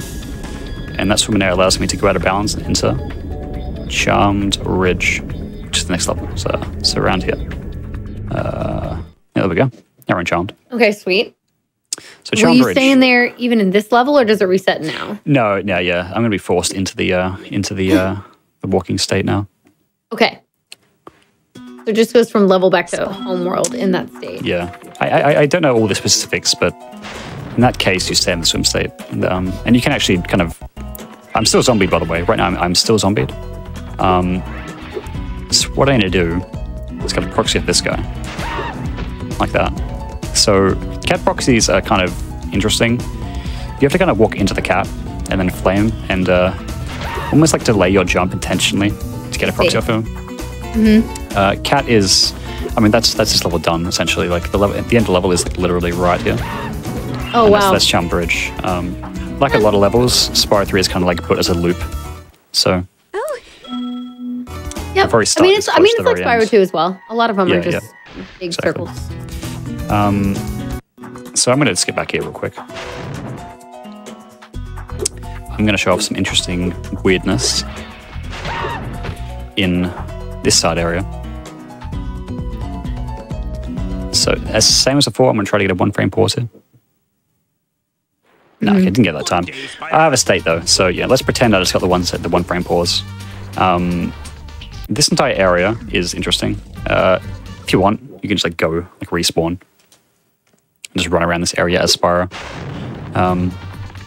This is again a Sergeant Bird section, but you can play as Spyro if you want to. Oh, Of course you can. so yeah, so this entire area is fully playable as Spyro if you want to. You can kill the witches. But the funnier thing is the third phase of this challenge, there's like a big pit of like goo. And if you touch that Spyro, you just like instantly crash the game. Like the game just, Oh, no! the Okay. game just gives up. So and Spyro just dies. He transforms into like polygons. It's pretty funny. Yes. It's like That's a part funny of little thing you can do in there. his wing. Yeah. He disappears. He's no longer You can't Spyro. do that whole level of Spyro. Yeah, you can completely not even touch Bird at all there if you want to. Oh, Actually, okay. no, sorry, you can't, because you can't do it for the third phase. Otherwise, you crash the game. Because in the third Right, phase, that's that what I entire mean. floor, and that entire floor turns to goop in the third phase. Yeah, You almost can. yeah, almost, but very close. Maybe there's some way you can do it. Now we go to Scorch. Scorch is the. Let's make sure that I have all the levels done real quick. Yep. Okay, cool. So Scorch is another boss fight. There is actually some stuff to show off in Scorch. Mostly just some weird out of bounds things you can do in Scorch. There's a few like oversights that they just kind of easily just mess around with this fight. In terms of mechanics, That's it. we want a red rocket straight away. This fight, you get rockets, you get green rockets and red rockets. Red rockets are way better than green rockets.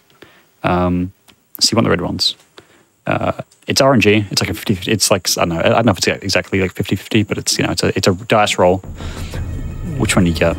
So we hope that we get red. This might... If we get green, we lose time. We got green, so Well, a few little showcases here. There's a missing polygon right here. You can just like fall through it and, there you go. You're out of bounds. oh, I thought it might be kind just like regular collision. Huh. Yeah. Okay. It's just a random missing polygon there. Also, if you want to, you can Missed just go over here, like mess around out of bounds, like very easily as well. What? There's just like a bunch of stuff you can mess around with here if you want to. I just never assumed you would. Yeah, it's like You wouldn't think you could just go over here, but you can. And you can just mess around in the teeth. That's so goofy. But there isn't really much to do. It's just hanging out back here. No. If you go out here, that happens. That's pretty interesting. Whoa, whoa! You aren't actually moving up that high. What's happening is just the camera is kind of breaking.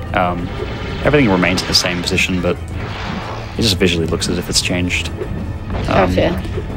So, we'll kill Spike real quick. Spike is an interesting fight. Pretty RNG, but interesting. Right. You want red rockets because red rockets you get 50 at once, green you get 1, and they both do the same amount of damage. So obviously you get like 50 times the damage with a red rocket than you do with a green. Holy moly! Oh, that's the extent you were saying. Yeah.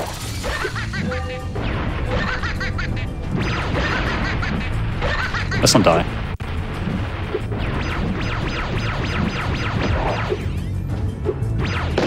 You basically need one red rocket. Exactly. You need like a bunch of greens, but you only need 1. You can do the entire fight with a single red. It looks like that was also doing damage under a shield, potentially?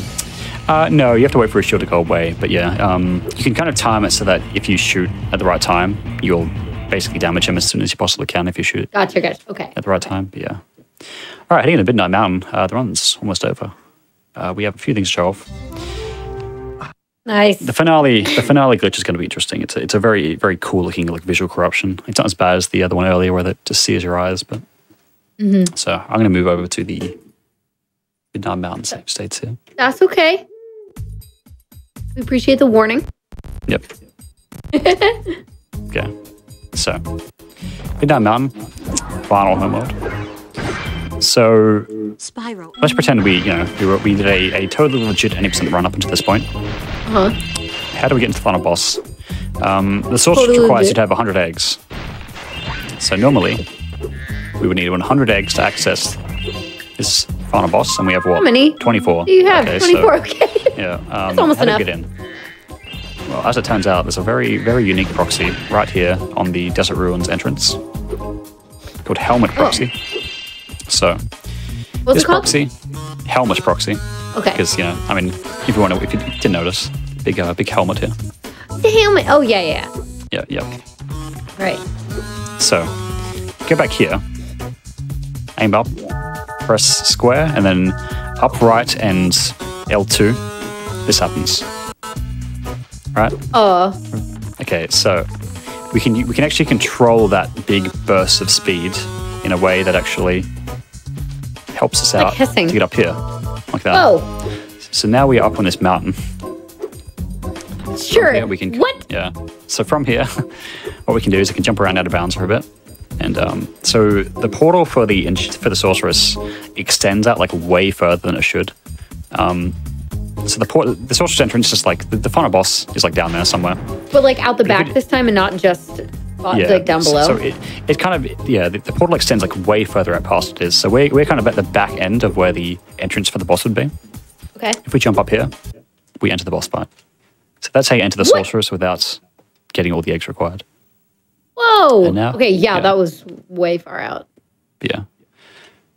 I mean, now you're in the sorceress. We won't fight her because, whoops, that's the wrong state. We're not going to fight the sorceress because there isn't really a whole lot in there for us to do apart from just fighting it. Yeah. But there's a bunch of stuff in this home world that I can show off. Okay.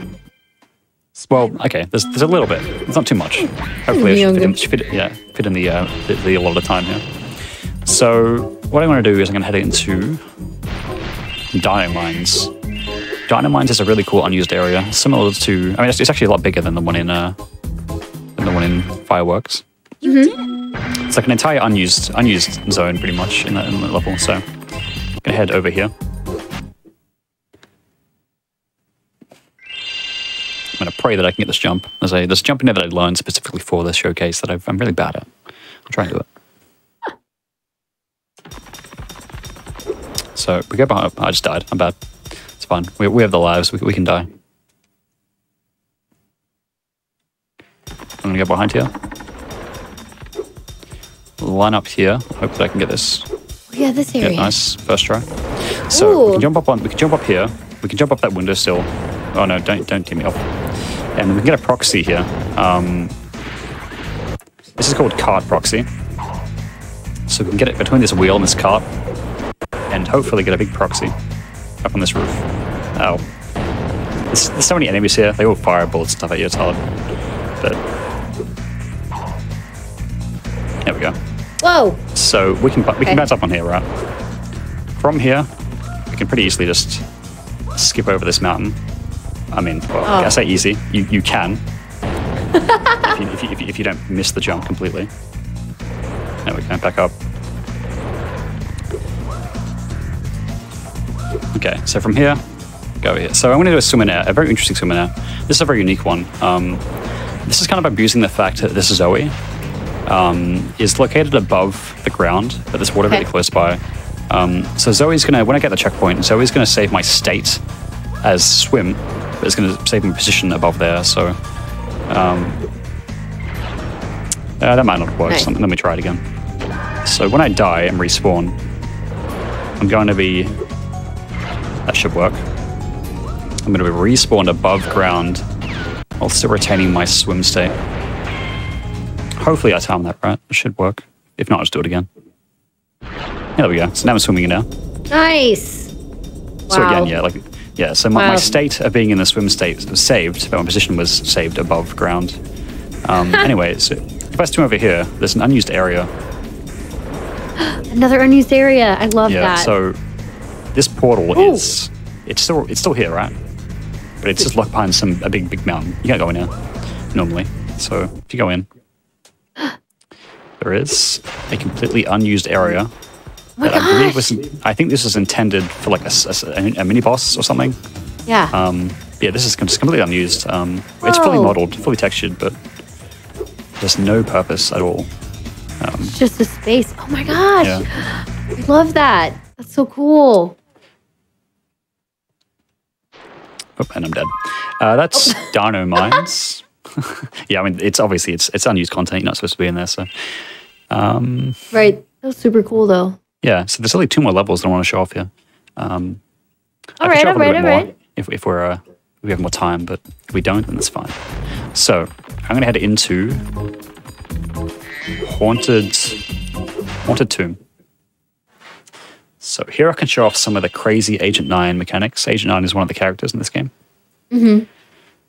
Agent 9 has some really interesting, unique mechanics in regards to just broken mechanics. By the way, what you can do here is you can actually jump on this door as it goes up. And then just get to the end of the level.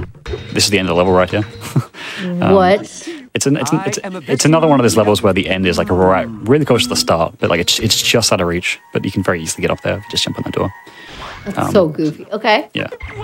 So that's this level done. Actually, you know what? I won't show off the mechanic here. I'll show it off in the real level. One thing you can do here, though, by the way, is you can just like skip this slide. So this slide is it's like a little slide. You go down, you slide down. Okay. You can just like jump over it like that, and just skip the entire thing if you want to. It's pretty funny.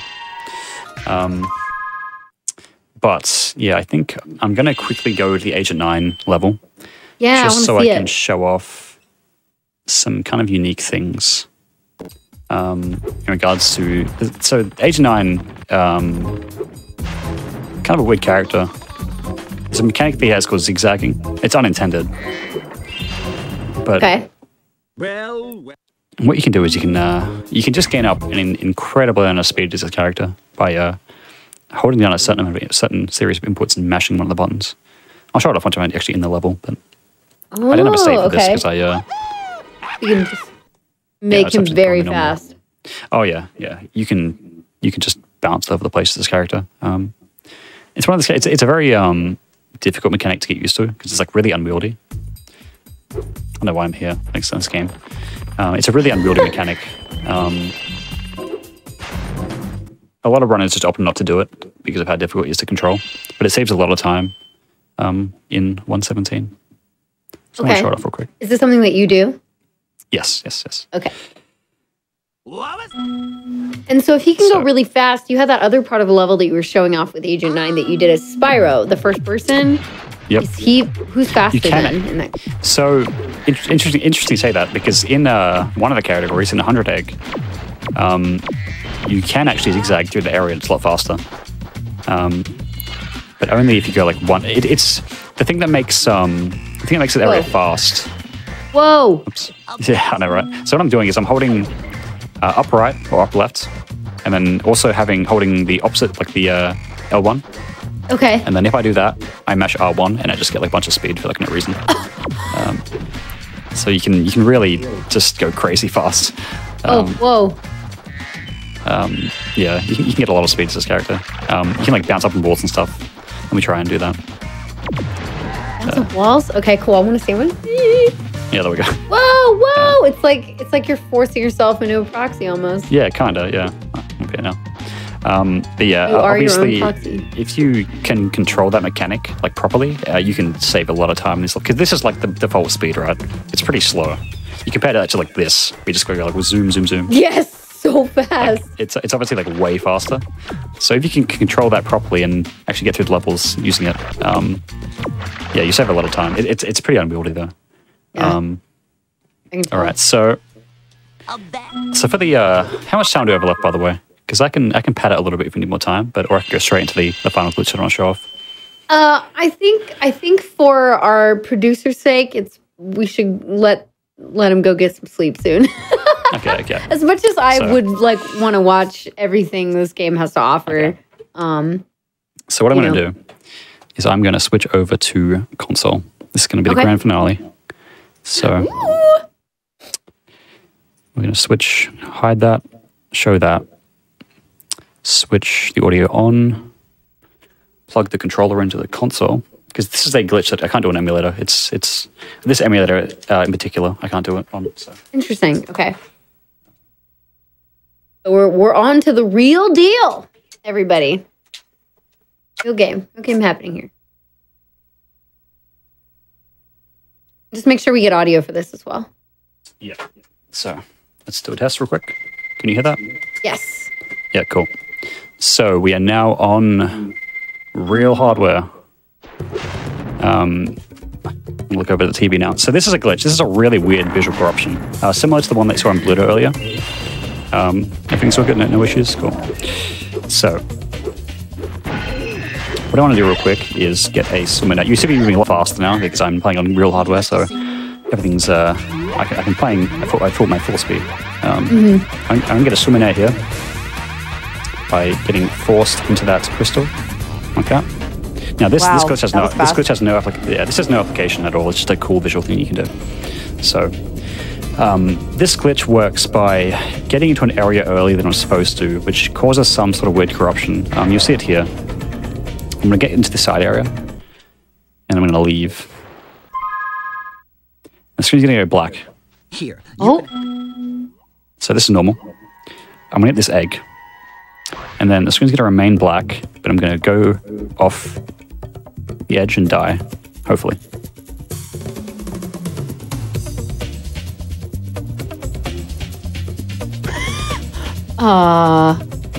Okay. I think it's soft. I think it's, you know what, hang on 1 second. I think I got like an interesting little crash there, like a not an intended crash. I'm gonna have to restart the game, but I'll give it one more attempt. If I can't get it, then I'll just have to stop. But, It's okay. yeah. I mean, I'm in. I want to see how it works. Yeah, it's honestly a really cool glitch. I recommend. Hang on. I pressed the hotkey by accident, and it loaded in like my PS2 is like soft modded, right? So Okay. So what's happened there is I pressed a button, and I shouldn't have pressed that button. Oh.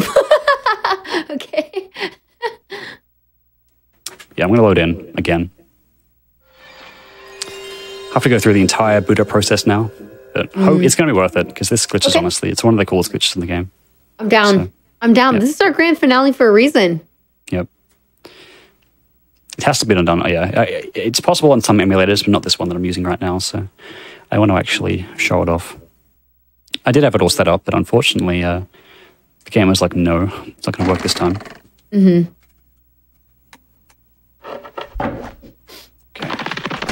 So let's load in.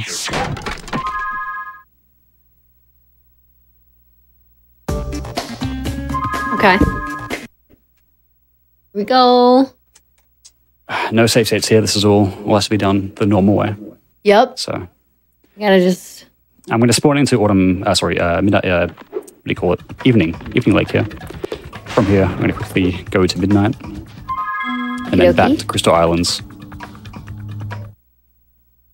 Now, there's a chance that even if I get the glitch, it'll just crash.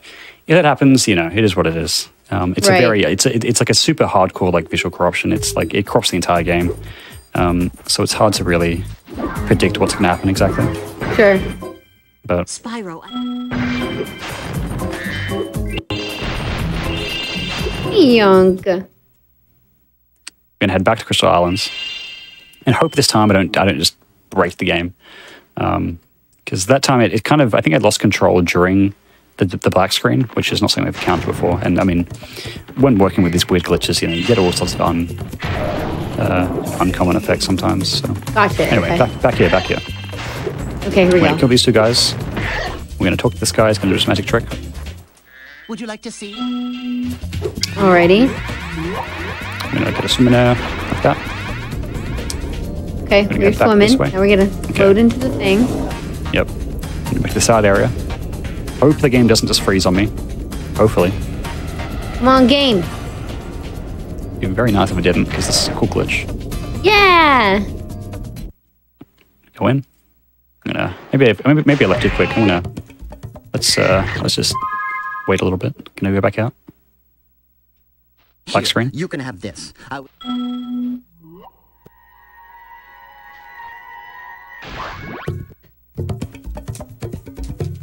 Nah, just black screen again. I don't know. Unfortunate, but I guess I could just end it with a quick sorceress fight. I guess just to finish off the run. Yeah, you could. I want to know what happens here. Are you sure you want to try one more time? I could show. I mean, I could try it once more. I could show a video as well if you guys are really interested. Just a quick video, but I mean, I'm gonna have to go again. I mean, you can try. Yeah, I'll try once more, but let's try one more time. Never actually. Yeah, one more. But just to describe what happens, it's like a complete total like visual corruption of the game. So unfortunately, I'm getting this little. Whoops, hang on. Oh, sorry, I'm mashing buttons again. You don't mash buttons when you're entering these things. You just have to let it sit out. All these menus are like part of the soft modded PS2. So. Gotcha. I'm just kidding. One more try. Do you have anything that can like? Is there anything that can make it more consistent, or is it just? I don't know. In practice, I never got this little freeze. It's possible that maybe. Hang on.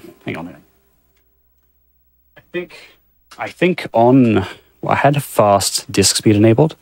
Maybe enabling that, because I think in practice I had this enabled, and that's an option in the PS2 that I can turn on. Oh, okay. We want to see it.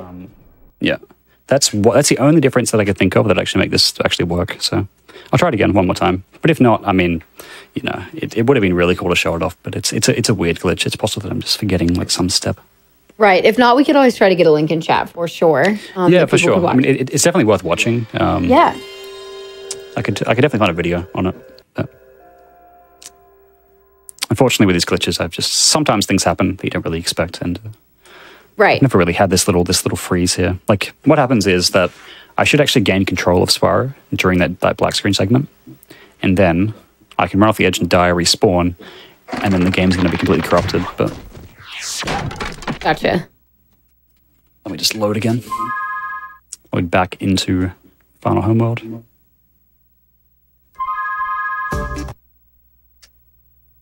Yeah, hopefully it works this time. That enabling a fast disk speed on the PS2 may have actually fixed it, because I'm pretty sure I had that enabled last time and it worked. But it's possible that maybe just the mouse is affecting it. But let's see. For the final time here, I'll head... For the final time! Hopefully it works. It's honestly really cool. Like, I left it to last because I wanted it to be like the final show-off thing. But if it doesn't I wanted you to try again, because I was down. Yep. Spyro. All right, chat, let's go. Good energy in chat. Good energy in chat. Let's see. If it were an emulator, I could just save state it, but this emulator specifically doesn't actually do this glitch. At least from what I tested. Yeah. Right. I tried getting work on that emulator, but it just wouldn't work. So. Right. All right. Again, we head down here.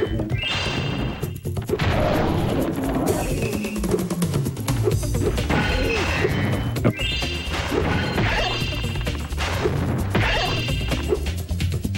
Talk to you. Would you like to see? Magic trick. Here we go. Go on second cycle. Oh, no, that's fine. I can do it again. You want to see the? Good that that's really lenient right there. Yeah, it's. I think I'm just slightly out of position. Let me just do. I'll just try again. There's a much easier place I could have swim in now, so if I can't get this again, I'll just move somewhere else.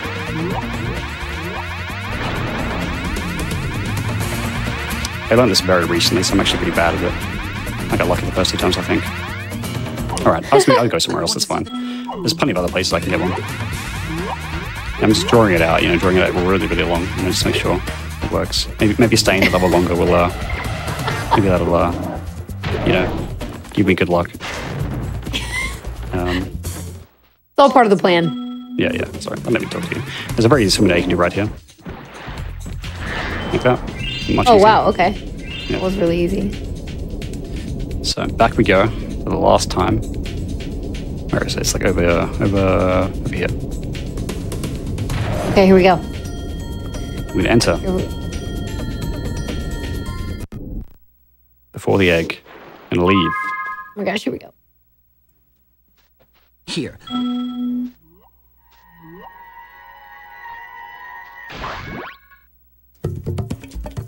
Doesn't work. Oh, that's so unlucky. I need everyone to see this. I'm gonna find a link.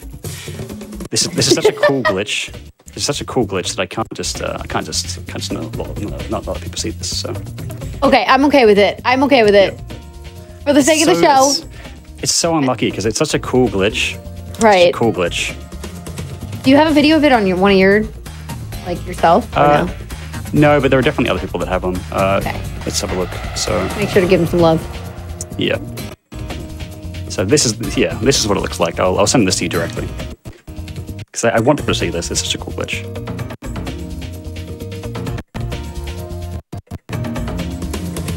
Is this something you can pull up in place of your game feed?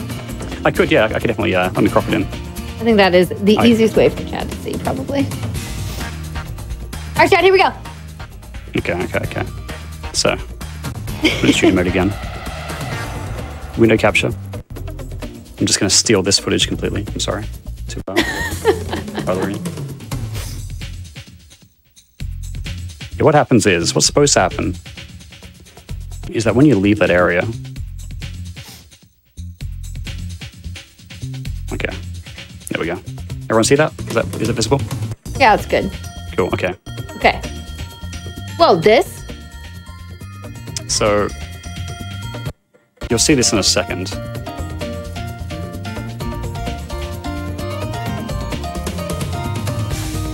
It's going to go up, it's going to come down, and the game is just going to freak out. So that happens, and then that's what happens. So that's oh my gosh. That's what I was trying to make happen, but it just wouldn't work. Yeah, it's a crazy visual corruption. Whoa. I had good luck with it earlier on, but right now it's just getting that freeze every time. Even just the bubbles coming out. Yeah, and the thing is, it's like different every time as well.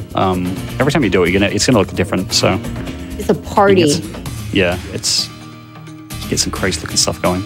Yeah, that's what I wanted to show off, but unfortunately, it just wouldn't work. I was probably forgetting like a step somewhere. But I don't know. Yeah, there's got to be something. Yeah, I did that pretty consistent earlier on. Yeah, very cool glitch to show off. It's such like a glitchy glitch as well. Yeah, this looks so glitchy. Look at it like this. Yeah, if you're looking for the definition of glitchy, this would be it. Yep. But yeah, it's pretty sick. Yeah, I think that'll be the end of my little showcase here. Yeah. Sadly, the last glitch, the coolest glitch, I just stole from someone else, but for the most part, it was a pretty successful little. Well, we know technically how to do it. Yeah. You get a swim in air, you go to the side area, you leave, you die, and then you swim around for a bit, and the game does this. That's wild. Were you just having trouble finding the death mine, or was it not reloading back in something? I was losing complete control of Spyro once I went back through the area. That was the issue. Oh, weird. yeah. Okay, I see. The game just stopped working, which is weird because I hadn't experienced that before. But yeah, this is what happens. It's pretty cool. Huh. That's Yeah, I wild. think it's going to be at the end of my little showcase here. Awesome. That's a full, little 14 talisman, 3 any weird glitch showcase. Pretty cool. Very, very cool. Well, thank you so Glad much, to be able to show it off. Ryan, for being on the show. This has been really, really cool. Alrighty. Yeah, I'm glad. I'm glad I got to be on. It's very cool. Yeah, seriously. Okay. Alrighty, well, wrapping up, I want to know more about what you're doing right now, what you're streaming, where people can find you, if you have any upcoming plans, if you do, everything aside from Twitch as well. Like, where can they find you and what are you doing? So, near future, I'm probably just going to be doing Spyro 3 more. I have run 80% in the past, but right now I'm running 117, which is the game's completionist category. It's a long and brutal category. It's like 3 hours long, and it's just like non-stop.